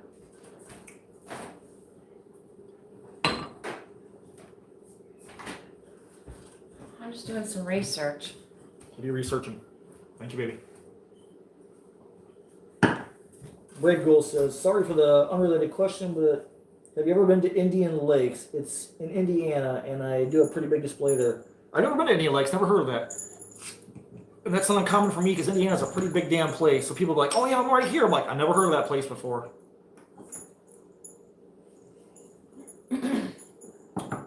That's why I like the Chicago Haunt Builders group page on Facebook and the Ohio Haunt Builders build group, because they have the same shitty weather we have here or in Michigan. Like everybody around Lake Michigan, it just completely sucks. So it's good that they understand, like, oh, I'm going to put up my 12-foot skeleton. It's November. And they know you're going to freeze your ass off. They know you went through to get your skeleton up in the air. Shelby Lisa says, I donated all my Nightmare Before Christmas to Goodwill. Done with it. The sad thing is, Shelby Lisa, I bet you the people who work there took that home. I don't like Goodwill. I'll tell you why. I had a friend's mom who used to work there, and people turned in a TV. And she's like, I plugged it in the back at work. She goes, I put that right in my trunk. Like, you've got to be fucking kidding me. So it's like the employees there, and a lot of the people are like, for Goodwill, they're on work release. So it's like, okay, they're in a halfway house, or they're on work release for jail. So they got to volunteer at the Goodwill store. So they're taking volunteer items like TVs or guitars, whatever, and they're putting it right in their trunk. And it should be stuff that's supposed to go help whatever. I don't know what the hell Goodwill helps, other than themselves.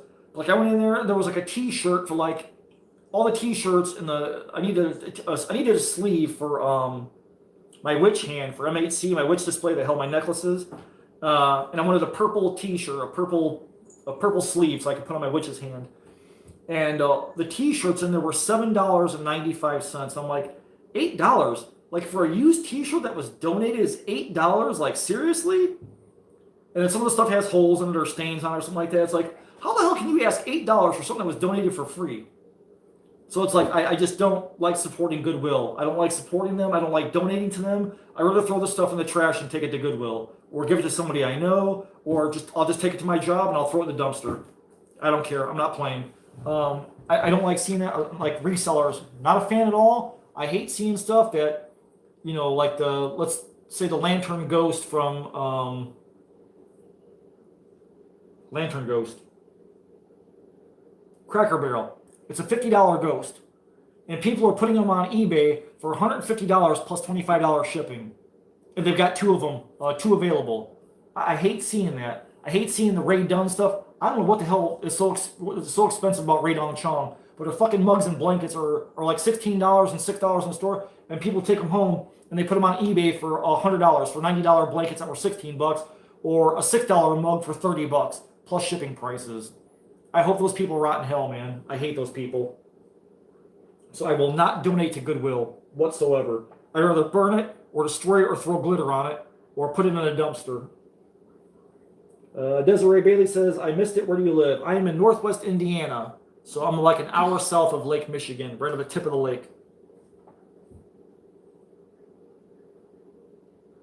Yeah, really, Cat. Blame the weather on Vic. I knew it was coming, so waited for his return. Drock and Fang's got to roll on, so we'd have caught your stream. Good night, Drock and Fang. Hopefully I can catch you again one of these nights when you're doing your pumpkins. Seems like right after that, because I gotta be in bed by like 10 o'clock, I pass out. You come on like right after 10 o'clock, it seems like. Because I'll get up in the morning, I'll see the notification, I missed your live stream. I'm like, ah, shit. He came on right after I went to bed.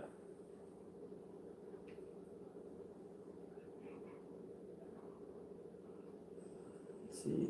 Nice goat. Where's the goat? Oh, this guy? My ram? I'm going to mold him. That's why I got him. Let's see, Berlina says, I'm down here in the south. Coleman, Alabama, about an hour north of Birmingham. Oh, she's another Alabama. Roll Tide. Okay, Shelby says the same thing. I agree. I don't shop at Goodwill or donate to them anymore. They had changed. I'm not happy with them. I'll buy from Goodwill here and there, like their belts are $1. But I've got a better thrift shop to go through that's like around the corner from the Goodwill. So I go into the Goodwill just out of desperation or boredom on the off chance I find something for dirt cheap. But for the most time, if it ain't dirt cheap, because I know it's been either used and abused or it's been donated, it was for free, I'm just not going to pay their prices, man. That's just crazy. It's like gouging. It's just because it's for the Goodwill doesn't mean they should be able to gouge you for it. That's not cool.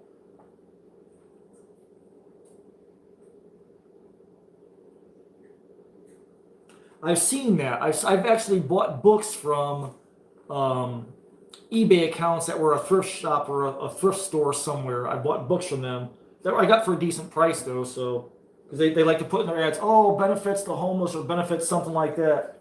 It's like, yeah, it's probably somebody in the back room just putting the money in their pocket, or they made their own account or something like that. Scalpers totally suck, and resellers. It's like one of my commenters said that at home she was looking for a certain thing at home, or not at home, Home Goods, and Home Goods opens at 9 o'clock. She's got to go to work. So she says that the store people say that at 8 o'clock, people are lined up on the sidewalk already waiting to get into the store as soon as they open the doors at 9 o'clock to run in and buy all the Ray Dunn Chong shit or whatever. And then they run home and they list it on eBay. It's like, that's just ridiculous, man. Why don't they limit the people to one item? They'll walk up there with 7 Ray Dunn Chong blankets, and it's like they know they're just going to go home and throw them on eBay for $90 a piece, and they paid $16. It's just insane, man. The whole COVID economy is just completely out of whack. It's ridiculous. That's true, Gruel. A $50 prop going for $200, or like, what was it? I saw HTJ. He's like some kind of like little boy band guy or something now. He was selling a bunch of his props to go to college. It was like old Spirit Halloween props. Some of them were broke, some didn't have boxes. And because he had 100 or 200,000 subs, all his old crappy Spirit Halloween props he left at home in his basement that were donated to him from Spirit Halloween were free. He was selling for $700 and $800 a piece. Like, are you fucking kidding me, man? Like, dude, I hope you choke on that shit. You're an asshole. Okay, Desiree says, oh, okay, that explains it. I'm in Missouri. It's been pretty muggy and hot. David Quinn's in Missouri. He's in Lake of the Ozarks. So he says the weather sucks too there. Oh, you got whiskey on the rocks. I got my favorite MGD. I can't drink light beer. She gives me a headache. So this is my old standby. I've been drinking this for, I don't know, 25, 30 years since I was like 21, 22. MGD all the way for me. Is that your second beer? Yep. You're gonna get drunk. No. Yeah. Take about 9 to knock me down. So Lisa says we used to have a Sunday flea market at the local Catholic church every Sunday. It was awesome. Come from out of town to buy things for their shops. Goodwill protested and won, and it was shut down. Man, that sucks, man. It's like everybody has a scam nowadays. There's always like a way, like a little Chinese kid with an iPhone, and you know he's got a website selling my stupid ass face with like distortions dragons for $30 a piece. Or a little Filipino kid with an iPhone. It's like, how do you live in a mud hut and it rains on your head, but you got an iPhone? But then they're reaching over here for American dollars and scams, or I don't know how many Indians have called me since I put my website up, saying their name was Jeff or Harry. I don't know a lot of Indians that are named Jeff and Harry. You know, I get them calls all damn day long. It pisses me off. So it's like, everything overseas must suck so bad that everybody wants our way of life. So there's always a scammer reaching out somewhere saying, oh, you know, I'm your cousin from Nigeria. I'm held at an airport. I need $3,000 to be let go so I can come visit you. It's like, you called the wrong number, asshole. I don't have any cousins in Nigeria, so sorry.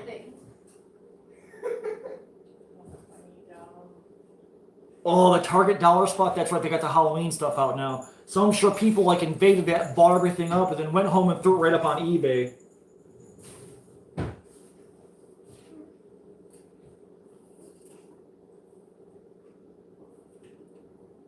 Berlina was up at 4 a.m. this morning on Drakenfang Live. Drax up at 4 in the morning? He's insane, man. That dude's a night owl. I think Drax, is he a science teacher if I remember right? I think he's a science teacher. He's nuts, man. 4 o'clock in the morning doing mache? I can't even keep that up, man. There's no way. Hell yeah, Desiree. MGD, man. That's my poison of choice for beers. Although I have been drinking some Yingling Gold or some shit my buddy drinks. I was over at his house. He's like, try this, you like it. Yeah, I'm like, if it's like crappy, like smooth, like light beer, that's gonna give me a freaking headache because I can't drink more light whatsoever. And that went down pretty smooth. I like that. I was a big Ice House fan. I grew up with like Mickey's and the green hand grenade jars, Mickey's, Ice House, but mostly MGD. My dad always drank old style. It's like just piss water. I just hated old style.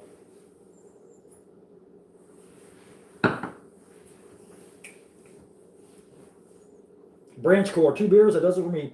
Usually 2's about my limit. If it's 3, they start going down real fast after that. I come from a long line of alcoholics, so I gotta keep that shit in check. What's up, Ed Clark? Shelby says, I'm in the vacation rental business, and when that flea market was shut down, our tourism suffered. Oh, I'm sure, man. Like, I've got a couple of flea markets by us that we go to occasionally. We've got one in Knox by April's mom. That's pretty cool. I get some stuff from there. We had the town-wide yard sales where I got Edwina at for $10. We look forward to that every year because, like I said, there you know what you're gonna find. Like I found chrome teeth. I found Edwina. I got some, some medical hose and stuff. So I love finding stuff like that for dirt cheap that I can cut up and use for like Halloween props and stuff like that. Brave Ghoul says, I'm struggling now because I live in the woods away from the neighborhood, and I'm trying to make a haunt in the woods, but it's so hard to try and advertise it for it. Brave Ghoul, I will tell you what Larry Kirshner said. Larry Kirshner owns The Darkness and 3 other haunted houses in St. Louis. The guy makes millions of dollars a year. He said, if you do radio, you're wasting your time, you're wasting your money. He says the best advertising is Snappy Chat. I don't have Snappy Chat. I do Facebook. I do Instagram. The rest of the shit I don't care about. I ain't got time for that. Like I said, Facebook is not, or YouTube is not my job. It doesn't pay me to be in all that crap. I don't have an editor and a bunch of people that just sit on the phone all day pushing my name in people's faces and stuff. So I would try Snappy Chat. Make yourself a page for Instagram and Facebook. You can make a page or you can make a group for your haunt and post there. Post every day. Give constant updates. Invite everybody on your friends list to it and spread it around. Facebook is free. Instagram's free. Use both of them and write them like a $2 whore. Put that shit everywhere. Sling it on everybody. Make a page for both, and then you can share your posts. I think you can, I don't know how to do it because I'm computer stupid, but you can post on Instagram, it'll go to Facebook or vice versa. You can like tie them together somehow with like internet voodoo. But use Instagram and Facebook for free advertising. Make a page for your haunt, and then invite everybody who's on your friends list, and make it a public page. Don't make it a private page because then people can't share out of there. But immediately make a Facebook page with your haunt. Put a bunch of pictures up, your hours of business, everything you do, when you're available to be seen, when people are, if it's a yard haunt, like for people to stop by. Whore Instagram out and Facebook and make them work for you because they're both free. Because I'm sort of in the same. I'm in a really small subdivision that's off the main road, so I get my local kids trick or treat here, and then like when their cousins and stuff come to get them to pick them up to take them to the cool big neighborhoods, they trick or treat around here before they go off to the big cool neighborhoods. So I always make sure I make them come back here with all my shit out the yard. But make sure Instagram and Facebook works for you. That's a little too much. He likes to go slow. Exile Loco Kio says, I'm in Virginia, bro. It's limited at stores so far. You know, it's weird because, like, in Florida, they're just starting to get stuff. Alabama doesn't have jack shit. It's weird how some stores have a lot of stuff, and then some stores have none yet. Or I've got a video out for like 2 weeks that had stuff like at Joann's, and people are like, man, my Joann's still don't have anything yet. That just crazy me. Last year was really weird because of the supply chain thing. Like, so it was like feast or famine. Like, some stores had all kinds of crap, and then nothing after that. A boat came in like in November, and they got the rest of their Halloween stuff. Because like I remember last year at Michael's, there was Halloween stuff on the shelves. Like on Black Friday, I was Halloween shopping. Even in Christmas time, after Christmas, there was still Halloween stuff on the shelves. I'm like, man, this is great. Like, it's like after Christmas, it's New Year's, and I'm shopping for Halloween still. But it's weird how that stuff works, being like closer to distributors or not. I've seen people have stuff list videos for Home Depot had some stuff. Mine is all up in the wrappers. I just checked Friday, so it's weird how that works. How some stores have some, and the same chain, like in another state or further down south, has nothing yet. Or some stores have everything, and then some stores haven't even put stuff out yet. So that's crazy how that works. Because I actually like watching other people's shopping videos and say, okay, what do they see at Joann's? And I see different stuff in their videos than I saw in my store. So it's like, oh, am I going to get that? Or is that not coming at all? Or is that like just a supply chain deal? So I actually like to watch other people's videos and see what they have in their stores and compare it to what I saw in mine. Yeah, I don't do Tic Tacs either. But I guess Larry Kirshner says Snappy Chat works, so use some Snappy Chat. But then definitely use Instagram and Facebook and make a page for your haunt for both of them. Can I see something? No. Please. Wow, I went to Lowe's today and it's dry as a desert. That sucks because my Lowe's, I made a video, then I went back and they had all the pumpkins. So I grabbed 3 pumpkins yesterday, and they had still no animatronics out, and they didn't have that big 12-foot mummy out yet. So I'm going to go back up there Monday, Tuesday-ish, and see if they got display models out yet. Like maybe they had another truck in, and they'll open one up so I can show, because Party City has a Michael Myers coming out. Lowe's has a Michael Myers coming out. I like to get video footage of both and compare them to tell people which is the better one, because there's a bunch of slasher fans out there. I love those movies too. People are like, oh, why don't you do a Michael Myers project, Cobwebs? Why don't you do a Freddy project? I love those movies. I've seen them. I just, a lot of people make hockey masks all day long. A lot of people make the Michael Myers masks all day long. It's been done. I try not to do stuff that's been beat to death. It's just not my thing, really, So I usually just steer clear of the big, like, 3 slasher guys. That's just my sort of thing, I guess. Man, Branchcourt has nothing in his Lowe's, too. That kind of sucks.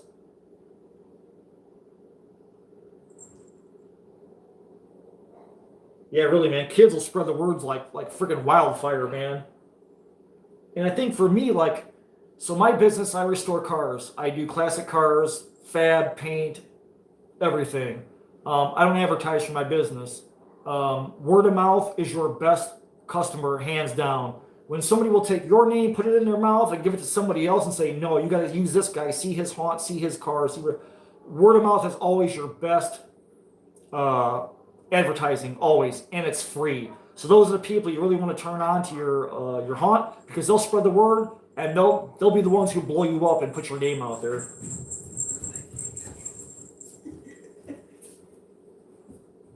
See, Bill said you called local Home Depot today, and they told me it would be mid-September before their display was up. Joe, I bet you they're lying. They had that shit hanging in the rafters Mine told us like, oh, early August. It's not out yet. Because they still got to get rid of all that shit. They don't want to hang it around after Halloween because they got to discount it. So it's there. They're probably telling you that, but they're going to sneak it out earlier. So I always go in and check because I don't believe them people on the phone. Unless you call them and say, hey, you got Halloween out? Oh, we got a little bit out. Usually that means nothing. If they say they got Halloween out, then it's safe to go. Even if they say, we got a little bit out, don't trust them bastards. They're lying bastards. Somebody on the phone who doesn't want to walk up to the front of the store and see if the Halloween's out, you're calling like the plumbing department. They don't give a shit about Halloween. So go in there anyways and check. Because they'll tell you, 2 weeks now, just because they don't want to pick up the phone for 2 weeks. Their job is to sit on their ass and play on their phone on Facebook or OnlyFans or RedTube, whatever the hell they're doing. They don't have to answer a phone, so they'll tell you it's not coming out till September, so people don't call them and blow up their phone while they're at work. Go in anyways and check because they'll lie to your face. That stuff's up there and they got to make room for new stuff's coming in because it's not their job to hold stuff. They're constantly turning stuff over, so they got to get that Halloween stuff down and get it on the floor and get it out of there because they got to have space for where they took the Halloween stuff out to put other crap up there. So don't believe them. They're liars. Go in and see for yourself. Jordan's got the Michael Myers from Party City. I want to see the one from Lowe's and see what it's like. Let's see. I missed one about the 12-foot skeleton.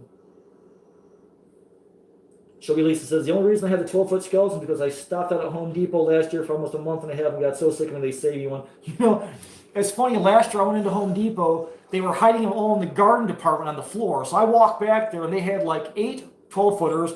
They had 6 or 7 of the pumpkin ones, of the pumpkin scarecrow ones, and the guy was like, he said, man, he goes, the SKU numbers are in the system. He goes, you want to buy one, you can take one. I'm like, dude, I'm in a Ford Fusion. I got no way in hell to get one out of the damn store.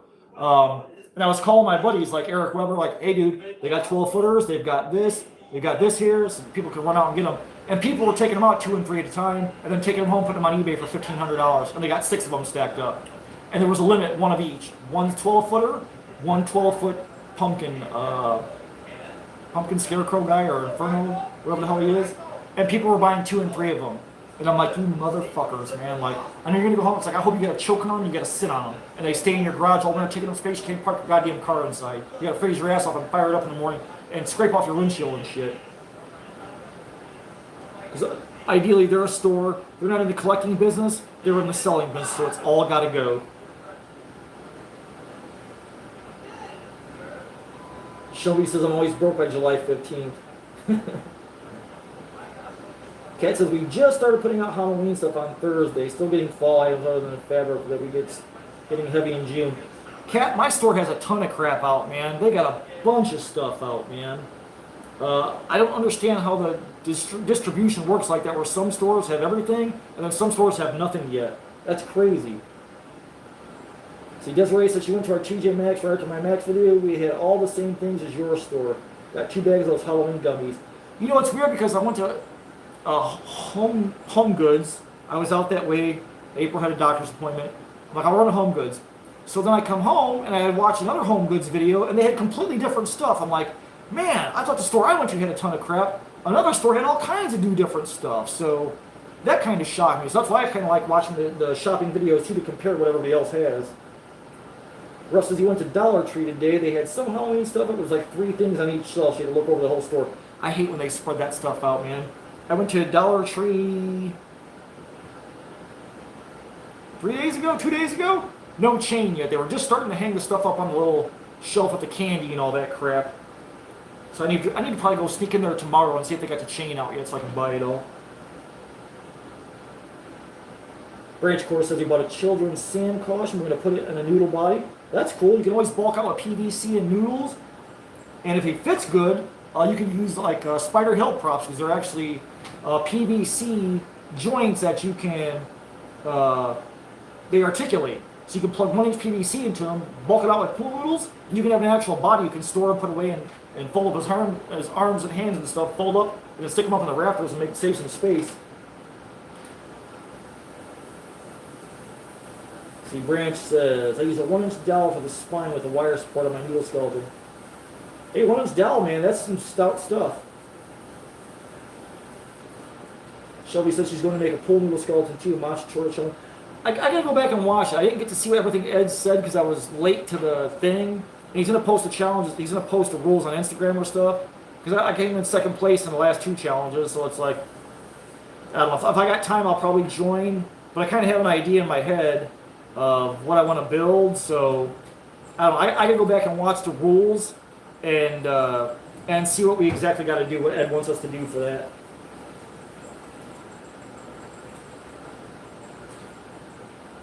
Shelby says, my son sat on the skeleton. I called my husband with the trailer. I could not fit it in my Honda. That's why I said, ditch the box, take it apart, throw the pieces in the car. Because Plastic Ninja works for Home Depot, and he says the box is way too damn big for that skeleton. So if you pull it apart, I bet you can stick it in the back seat and some pieces in the trunk. Because he said a lot of pieces, the long bones, fit inside the chest cavity.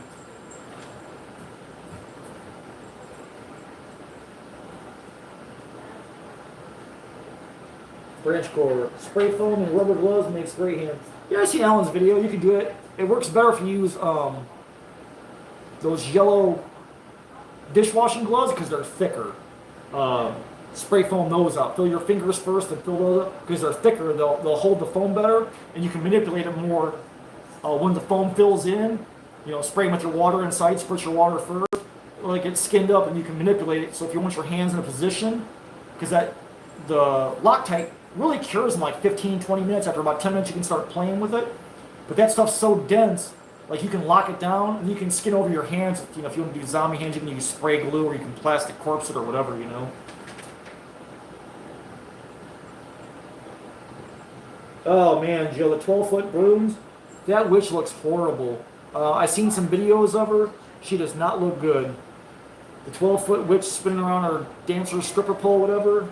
I thought, man, they're doing too much. They're blowing out the 12-foot market right now. Like last year, they did the pumpkin reaper. They should have did like the werewolf, and that was it. Then save something else for next year and manufacture and get it down to a T where it's really good, and then wait till next year for it. I think they're doing too much. Rolina says she got a Halloween monster coloring book today to help with creature designs. I always refer back to art, Rolina. I have so many art books from like video games or fantasy art. Like I love Ken Kelly, I love Frank Frazetta, I love Brom, I love Keith Parkinson, I love Jeff Easley. I love all those guys. So I constantly refer back to their art books, their art, what they do. I love books. I'm a book hoarder. I hoard books as much as I can. Amazon's a great source. Just if you go on Amazon and type in the art of hardcover, a billion books will pop up. There'll be nothing but art books of like video games, movies, all that shit. That is like the best place for inspiration to look through. So like say you want to do like a steampunk theme one year. Type in the art of, what's that movie with Harrison Ford? Blade Runner. And that book will pop up. You can go through there and see all the ideas. Type in a similar movie to what you want to use for your theme. Type in the art of and the name of that movie on Facebook or on Amazon. And you'll find a ton of books on it, man. I go through books all the time. I think I've got like 3,000 books or something like that. So I'm always in book. I've always got my nose in the book versus online because you got to save a little picture on your phone. So I like to be able to crack open a book and have something on the table I can either print off or look at and have it actually in my hand versus like an e-reader or something like that. No, he does not. Kat says, what's even crazier is that most of the freight comes into harbors West Coast, and yet we get the products last. That's insane that you guys are on the West Coast and you guys are the last to get that stuff. It must go like your distributors like in the Midwest and it spreads out from there and then comes back to you. That sucks, man.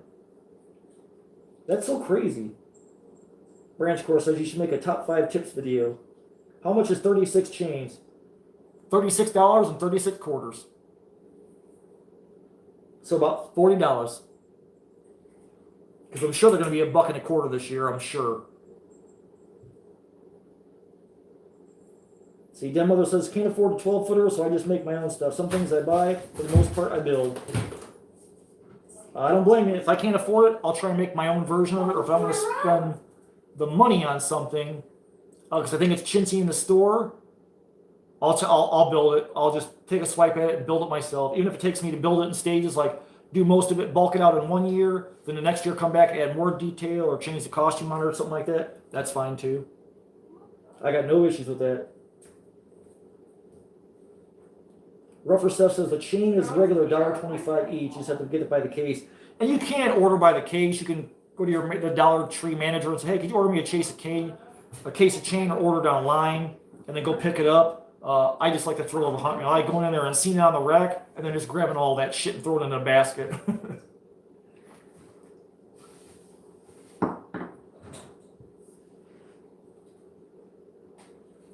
Oak Lane. Greg says, very few things at Spirit grab my interest. Greg, I seriously think Spirit, this is like their worst year. I love the theme. It's probably my most favorite theme ever, Aladdin, because I'm an old school Frankenstein guy. But little Crouchies, little clowns, big clowns, like the fucking clowns are killing me, man. The Lord Raven looks cool. But like literally, it's just more of the same every year. And this is like one of the worst years. It's more of just the same crappy clowns. It's not even good clowns. I like to go in there and see what kind of little new skeletons they add, what little building bits I can use to grab. But beyond that, man, I think Home Depot been whooping Spirit's ass like the last 2 years, I think. Seriously.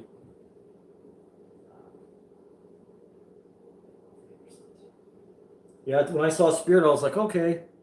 They don't have much this year whatsoever. Like, that's pretty sad because they're like the flagship. We're Halloween. It's like they should have the best stuff hands down. They should have the best animatronics, the best fog machines, the best of everything because they're like they're supposedly the king of Halloween. And it's sad when you walk in their store and half their shit is broke already. It couldn't last like an 8-hour day in the store, and they're already having to fix it and pitch it in the dumpster and spray paint the face on it. Just sad. Branch Core, lots of new creators popping up on YouTube. Hell, Branch Core, list them. Let me know. I like to watch them. I like to watch and see what people are doing. You want to see the look on the cashier's face? What's up, Buster Mac? Thank you all for another awesome night. It's my first live chat with all you guys. Had an awesome evening again. Lots of good advice. But that's cool, Shelby. That's what it's all about, man. It's Haunt Fam. Everybody shares, throw in your 2 cents, and pull the knowledge, man.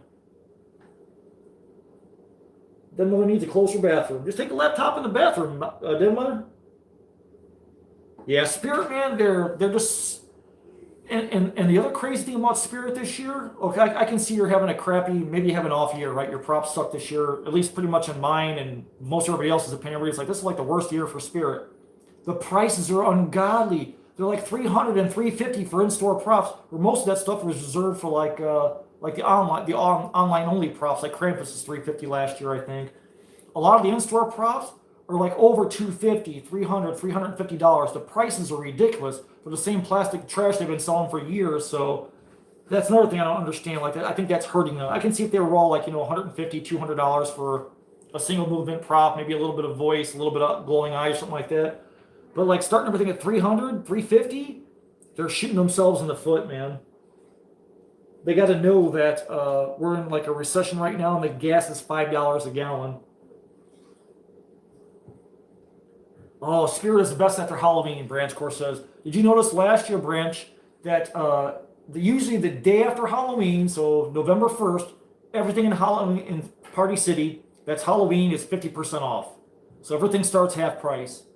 Last year, day after Halloween, everything was only 25% off. And then November 2nd, it was 50% off. And then like November 3rd or whatever, I think it was like 50 or 75% off. They changed that last year too. Because the Spirit I went to was basically empty. They had, all the racks were broken down off the walls. There was like 3 or 4 items in the middle of the store on the floor, and that was it. And I was there at like 10 o'clock, the day after Halloween. So that was crazy.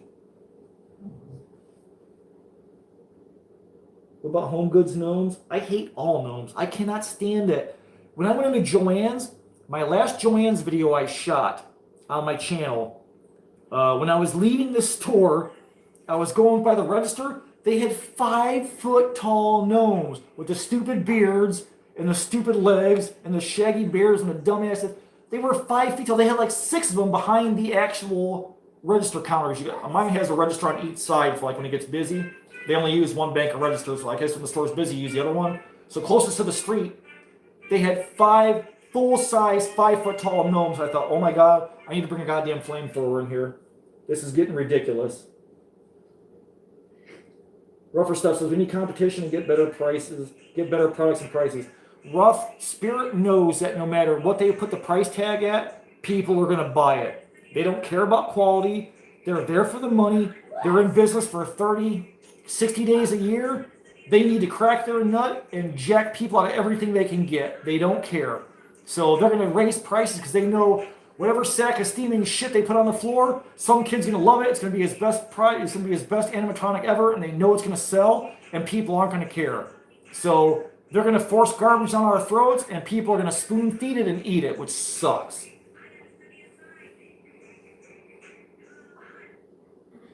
There Joe says, I'm not set up to build the stuff I want.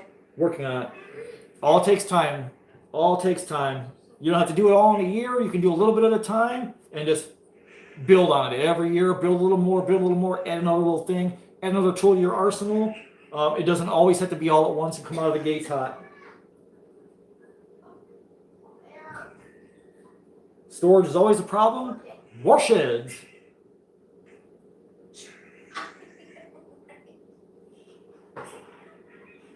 Oh, Dead Mother's got a desktop, not a laptop. Well, damn, Dead Mother, we need to get you like a Chromebook or something.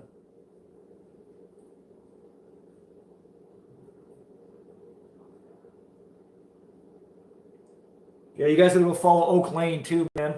Oak Lane Cemetery, he's got YouTubes. Prescribe and show him some love. He actually built, years ago, he built a beautiful arch out of pool noodles and weave skeletons and skulls and shit in it. And Home Depot stole his freaking arch and sold it in their stores. They made a knockoff version of it and they put it in the stores and sold that shit. When I walked in Home Depot and saw that, I was like, holy shit, that's Oak Lane. You gotta be kidding me. So don't think that the big box stores aren't watching what we're building on YouTube or the internet, because they're looking for inspiration they can steal and then sell in their stores. Stop picking your hairs up. Rougher Stuff. Spirit doesn't seem to realize they aren't the only Halloween store on the block. That's true, Rough, man. That is so true. It's crazy how, like, in the last... So I've been going to Spirit for about 20... I used to go to Spirit when it was in... That really wasn't inside the mall. It was part of Spencer's. And then, like, in goddamn, the year I bought my house in 01, I went to the mall, and they had taken... Spencer's had taken a empty store out of the mall that was like an old clothing store, and they put all kinds of Halloween shit in there. And I'm like, oh, that's cool. And then the year after that, they moved to an old Circuit City. Or was it Circuit City? Yeah, they moved into an old Circuit City. And I went in there. And then it was titled Spirit Halloween, I think like in 02. So I've been literally going there for like 20 years. And it's crazy to see that back then, they had a bunch of stuff. And then like in the last 10 years or so, like I used to take my boy Halloween shopping. We would go out like in October, because by October everything was out. It's not early like it was before we had it at home. And I would hit like American Sales, and I would hit like Kohl's and Spirit Halloween when it was open. And it's like now Home Depot jumped in. Lowe's has raised their game. Myers, the grocery store, you can get food, steaks, stereos. They do big Halloween.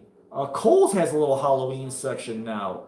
It's like everybody's getting in on the game. Like the Hallmark store had some props in it too, I thought. I remember buying the head I made my Cyclops out of originally started as a Hallmark foam skull head. So it's crazy to think that if Spirit thinks that they're going to keep us down, that there's no competition out there for them, so they can keep their prices to whatever they want.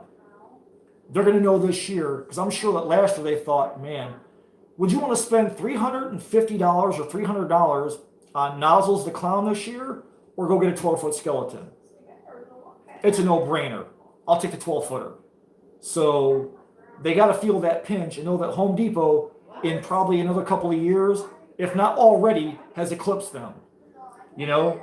So I love that, the competition out there is great, because like we win, we're in the middle of it, so we can pick what we want from whoever.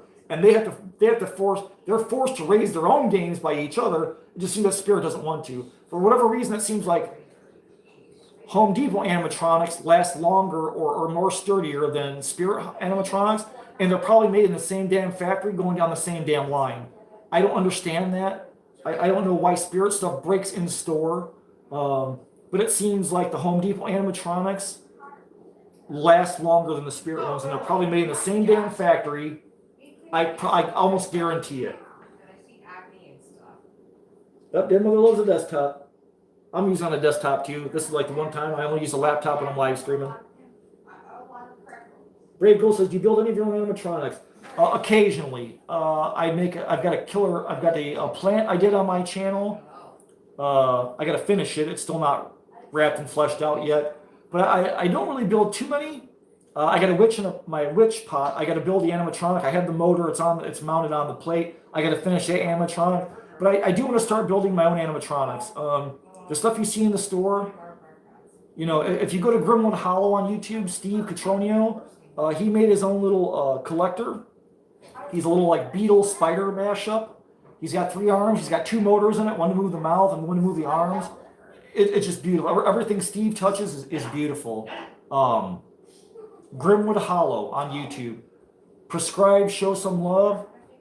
His stuff is amazing, man. And Steve works for Disney, so his shit is high end. He's a movie guy. He's worked on a ton of movies that everybody's seen. He shows you. He's actually doing a series right now on his collector, which is his own animated figure. He'll probably show the breakdown of how he did the motors and how he got the movement out of it. But yeah, I definitely want to start doing my own because the stuff you buy in the store isn't worth it. I don't want to spend $300 on something that's going to work for a year, a week, and then it's not even going to make it to Halloween. So.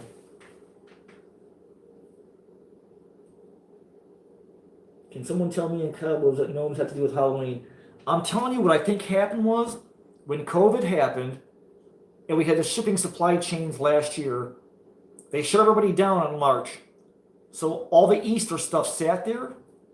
So they were sitting on the shelves and the stores backed open for Halloween. So they repurposed all the gnomes for Halloween. So now they figured, okay, so all the Easter gnomes that didn't sell, we'll push them on to Halloween. I think that's where it comes from. Easter screwed us. Easter gnomes got pushed to Halloween, so now they're redressing them in black and orange and little silver beards and stuff like that to sell them as Halloween props. We did not buy those, so they sit on the shelf and they stopped making them. That's the only way we can shut the factories down.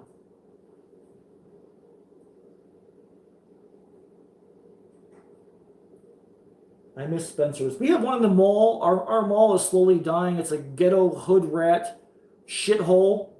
And there's a Spencer's in there, but they don't really stock anything cool anymore.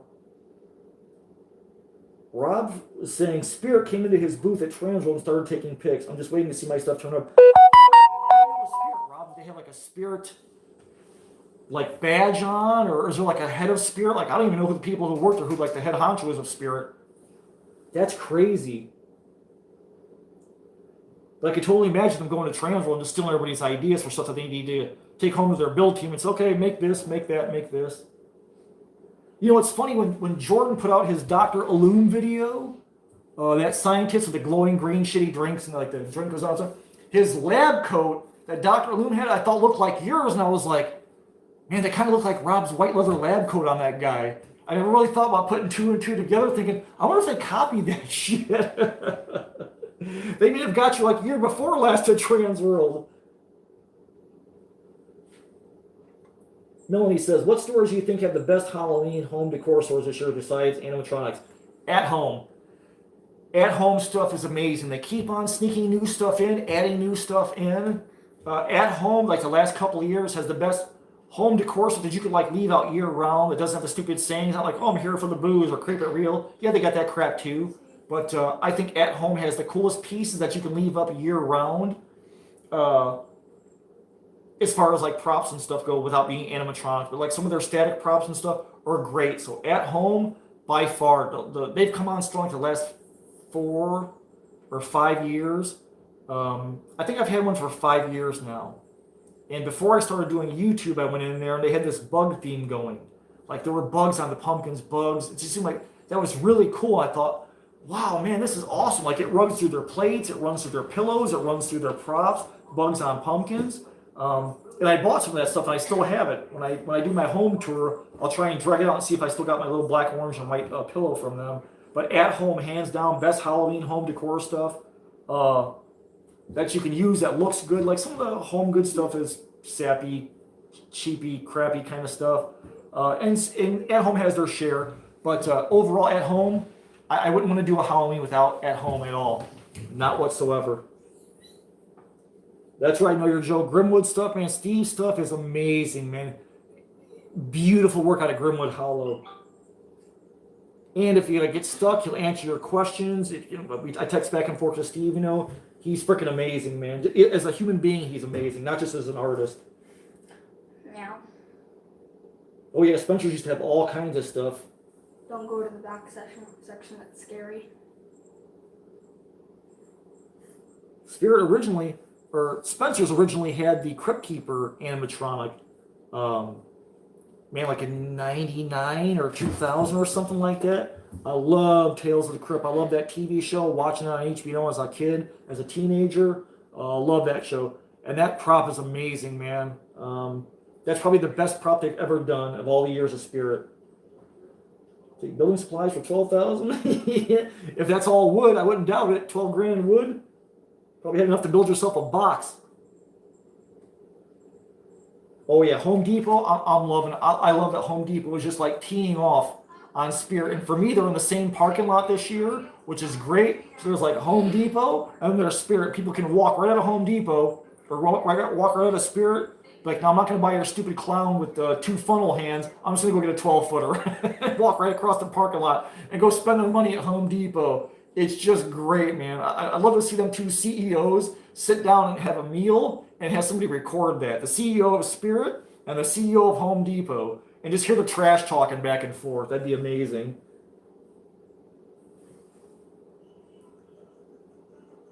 Oh, they left a business card for you, Rob? While you were teaching your class? No way. I wonder if they left any thoughts with you, with your helper at Transworld. Like, we'd like to talk to Rob about some ideas or some things we had in mind. I mean, it can't hurt. I mean, hell. But they're just going to steal everything they want from you.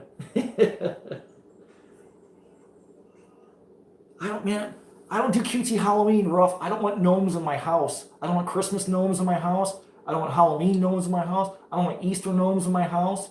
I told Kat last year for Easter or for Christmas this year, I'm going to do some gnome Christmas ornaments. And wait till you see what the hell I do with them damn gnomes. I got a couple of thoughts in my head. Because like every year for like Christmas, I'll do like maybe a nutcracker or 2 and some ornaments. Because I like, when I grew up, I was white trash. So we always kind of made our own tree ornaments versus having store-bought stuff.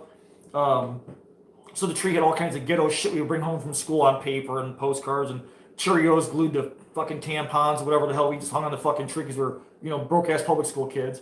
But I always liked the thought of handmade ornaments.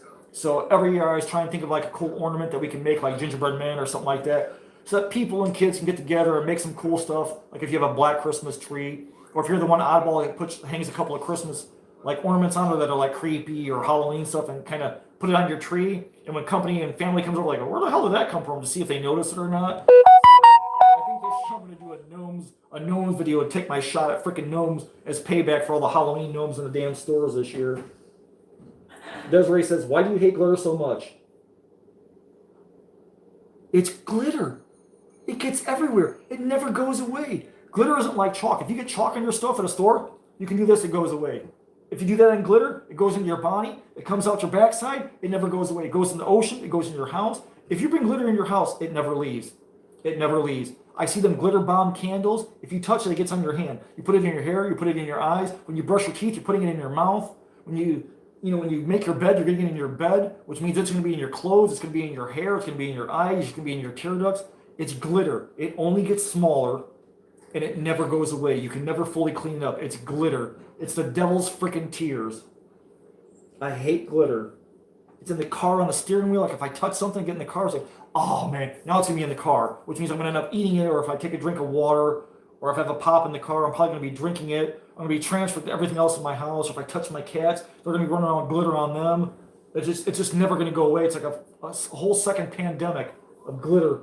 I just hate it. Plus, it's just cheap. Glitter is literally like the Chinese revenge of making shitty props, and they're like, oh, this sucks, this looks like crap, it has no detail. Hey, I know, let's dip it in glue, and then dip it in glitter, and then sell it to Americans in the dollar stores.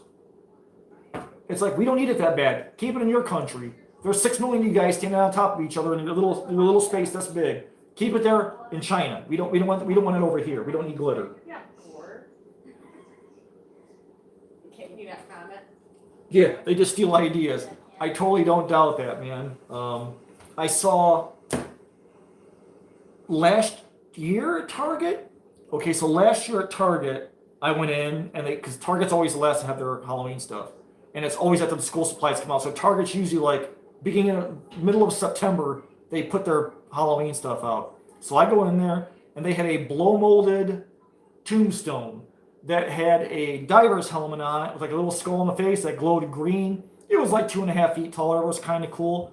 When I walked in there and I saw that, I thought, holy shit, they stole Kara Walker's idea. So Kara's a SoCal girl. She's been an artist her whole life. She did this tombstone years ago that they showed on Haunter's Hangout. She's going to be on the laboratory sessions, I think, this Tuesday on the home Halloween decorating. I'm going to leave a link for it in the Cobwebs and Candlesticks page on Facebook. I love Kara's work. She's awesome. She has like a cool cartoony style. I sort of have like the same cartoony style. But she made this tombstone she's had for years. Has a diver's helmet on. It's like a marine themed thing. And I'm like, Target sold that, and then they stole it. They saw it. They stole it. They produced a different version of it so she wouldn't sue them. But I'm like, that's totally Kara Walker's tombstone. They stole that idea from her. It took them a couple of years. They sat on it, whatever, and then they put it out in stores and they sold that. So don't think that them big box stores ain't watching what we do, because they'll steal your stuff and you'll see it pop up in their stores. Oh yeah, totally, man. Glitter can come home, glitter on you, and it's all about you were hanging out with strippers. It is a glitter demic, that's totally sure. That's true. If you're sitting at a table and 10 people are crafting and one of them's using glitter, that means all of them are going home with glitter on them. Nobody's escaping non-glitter free at the end of that day. I remember going to I lived down the road from Fair Oaks Farm. They were in the news a couple of years ago for abusing animals and throwing baby calves into trailers that they were mistreating their animals like assholes. It was a select group of people, whatever. And so cows would die, they would drag them on a trailer or drag them behind a tractor or whatever like that. You know, they had cows dropping down on the property and stuff like that. So they shut them down.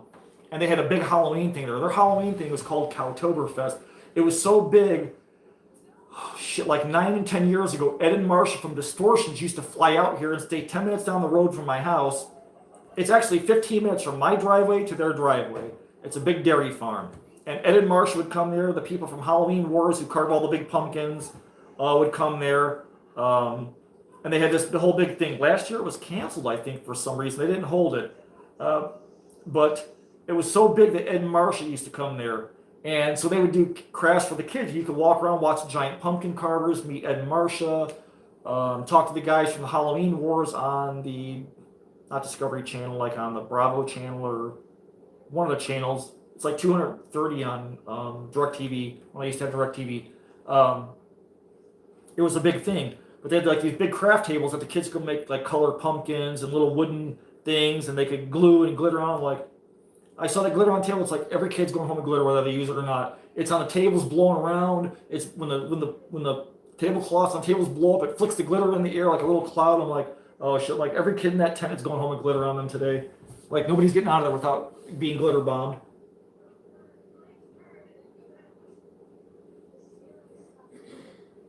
The government buys the most glitter? I wonder what they're doing with it. Hopefully they're sending it back to China. It would be cool if they had like another Hiroshima and Nagasaki bomb and they filled it with glitter and they just flew it over China and detonated it and it like rained glitter down on them for a month and a half. Like, surprise, suckers! He saw a documentary on Magellan. I'll be goddamned. What the hell can they use glitter for?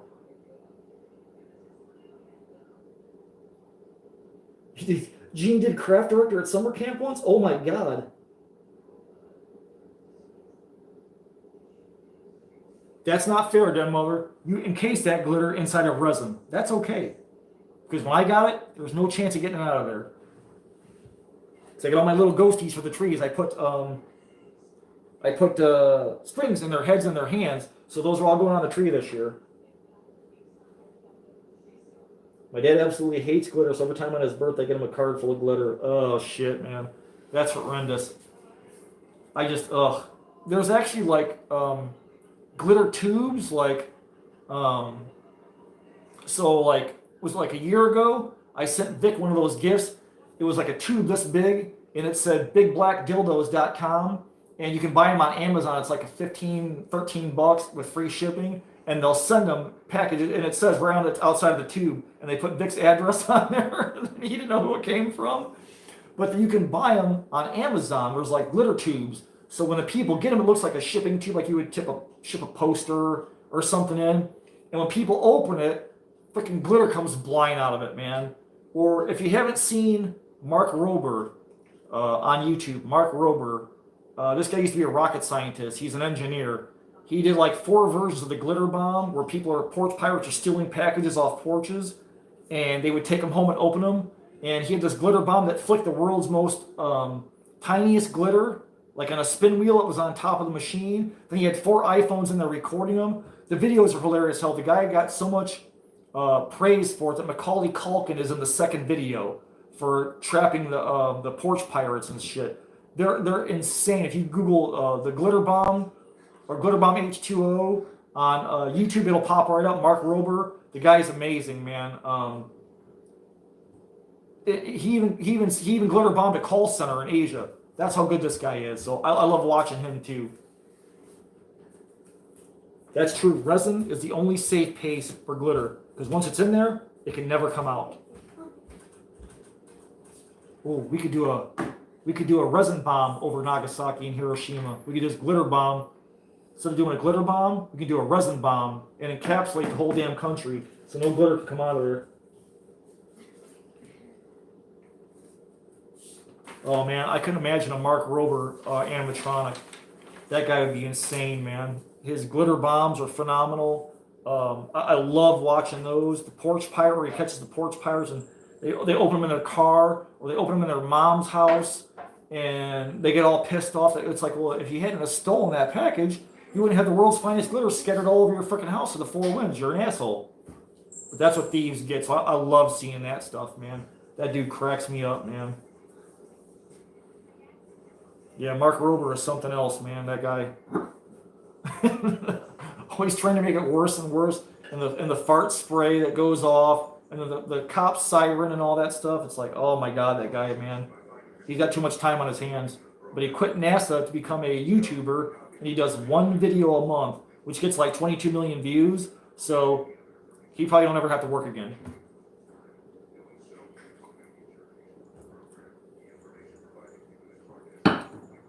Damn, what freaking time is it? Is it actually like 10 o'clock? Holy shit, guys. I've been on for like 3 hours, fucking blabbing my ass off.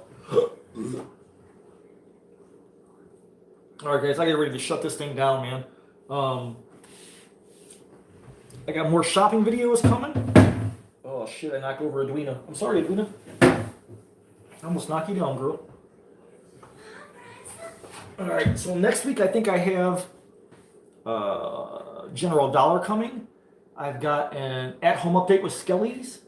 I've got Old Time Pottery coming. I'll probably do Old Time Pottery tomorrow. I'm going to go back to Lowe's and try and find their stuff. I got Home Depot coming. I'm going to be in there. I'm going to do Myers when Myers puts their stuff out. Plus whatever else I can find. Spirit. When my Spirit opens, I'm going to get in there and do a Spirit video. All summer. Until I basically think I've covered everything and there's no new stuff. I'm going to keep doing shopping videos for you guys. Get in and show you who has what for where. My DIY videos are coming. I want to do a tombstone video that I think everybody will really love. And I want to do an anti-theft, like a prop protection video with a couple of cool tips that I think will help everybody out for like putting stuff out in the yard, mostly for home hunters. I'm a home hunter, and I'm lucky nobody messes with my stuff here. But for people who have issues with it, I want to do kind of a video for that. And then whatever else I can think of before Halloween. I don't have anything for you. What? She said she didn't have anything in her stuff in there. I don't even know what the hell my thing's going to be this year. I could start dragging my stuff out, and I want to expand on the graveyard, so that's why I want to do the tombstone video. So I got a bunch of stuff more coming, and then again, like after Halloween, it never really stops. We're just going to keep on going, as always. But maybe pretty soon again, I'll probably try and do another live stream before Halloween. We do the treat bags. I'll try and live stream that night so we can show you guys what we're going to give the trick-or-treaters this year. like I didn't like the last 2 years. We're definitely gonna do a home tour, inside, outside. So I still got a ton of stuff coming for Halloween. So I'm sure I'll catch you guys again on another live stream. Probably a treat back one. That'll be my next live stream, unless I do like something else before then. I don't know. But if I do, you guys know first. And again, if you guys are doing your projects and you're making stuff, or you're stuck on something, man, post your stuff on the Trio of Terror page. You can post your stuff on Cobblers and Candlesticks on Facebook. Don't be afraid to show your props and what you're making. If you're stuck, you need help, ask questions. You got the whole Haunt fan there to sound off and give you ideas for what you can do. If you find something cool in the stores or somebody has something, hey, post it on there, man. Let everybody know. And hopefully I will see you guys again soon, man. We got a whole bunch more stuff coming. It's almost getting close to Halloween, a couple of weeks. But we're going to keep on pushing all the way between Halloween and beyond. And hopefully start doing some stuff for M8C next year, because me and Vic are going back bigger and better than this year. So, like I said, we constantly got stuff coming. Me, Dave over at the Weird Kid Show channel, Vic at Monster Misfits, guys. It never ends for us. We're always pushing, always moving on. So, hopefully I will see you guys soon in a couple of weeks for treat bags, hopefully. We'd like to start getting that stuff knocked out. So, I'll see you guys soon. Thanks everybody for hanging out. Good night, Den Mother. Good night, Jean. Good night, Berlina. Good night, Rob. Good night, Heather. Good night, Joe. Good night, Ray. Desiree. Jordan, if you're still on. Vic probably passed out after eating pizza. So, I'll see you guys soon. As you guys know, I'm always around. And I'm always working on something. I always got some kind of scheme up my sleeve. So, I'll see you guys hopefully soon in the next one. So, I'm going to get myself something to eat. Alrighty. I will see you all later. I thank you all for watching me live stream, listening to me glab for 3 hours. And then April says goodnight. Say goodnight, Savage. She didn't say anything. She probably couldn't hear me. Wait. Give me the camera. You're not gonna get to hold it. All right. Good for you. You got your mean mug time. All right, everybody. Good night, everybody. You don't got to do that. Be all crazy. No. She wants to stop streaming. Yes. Cancel. Cancel means you stay on.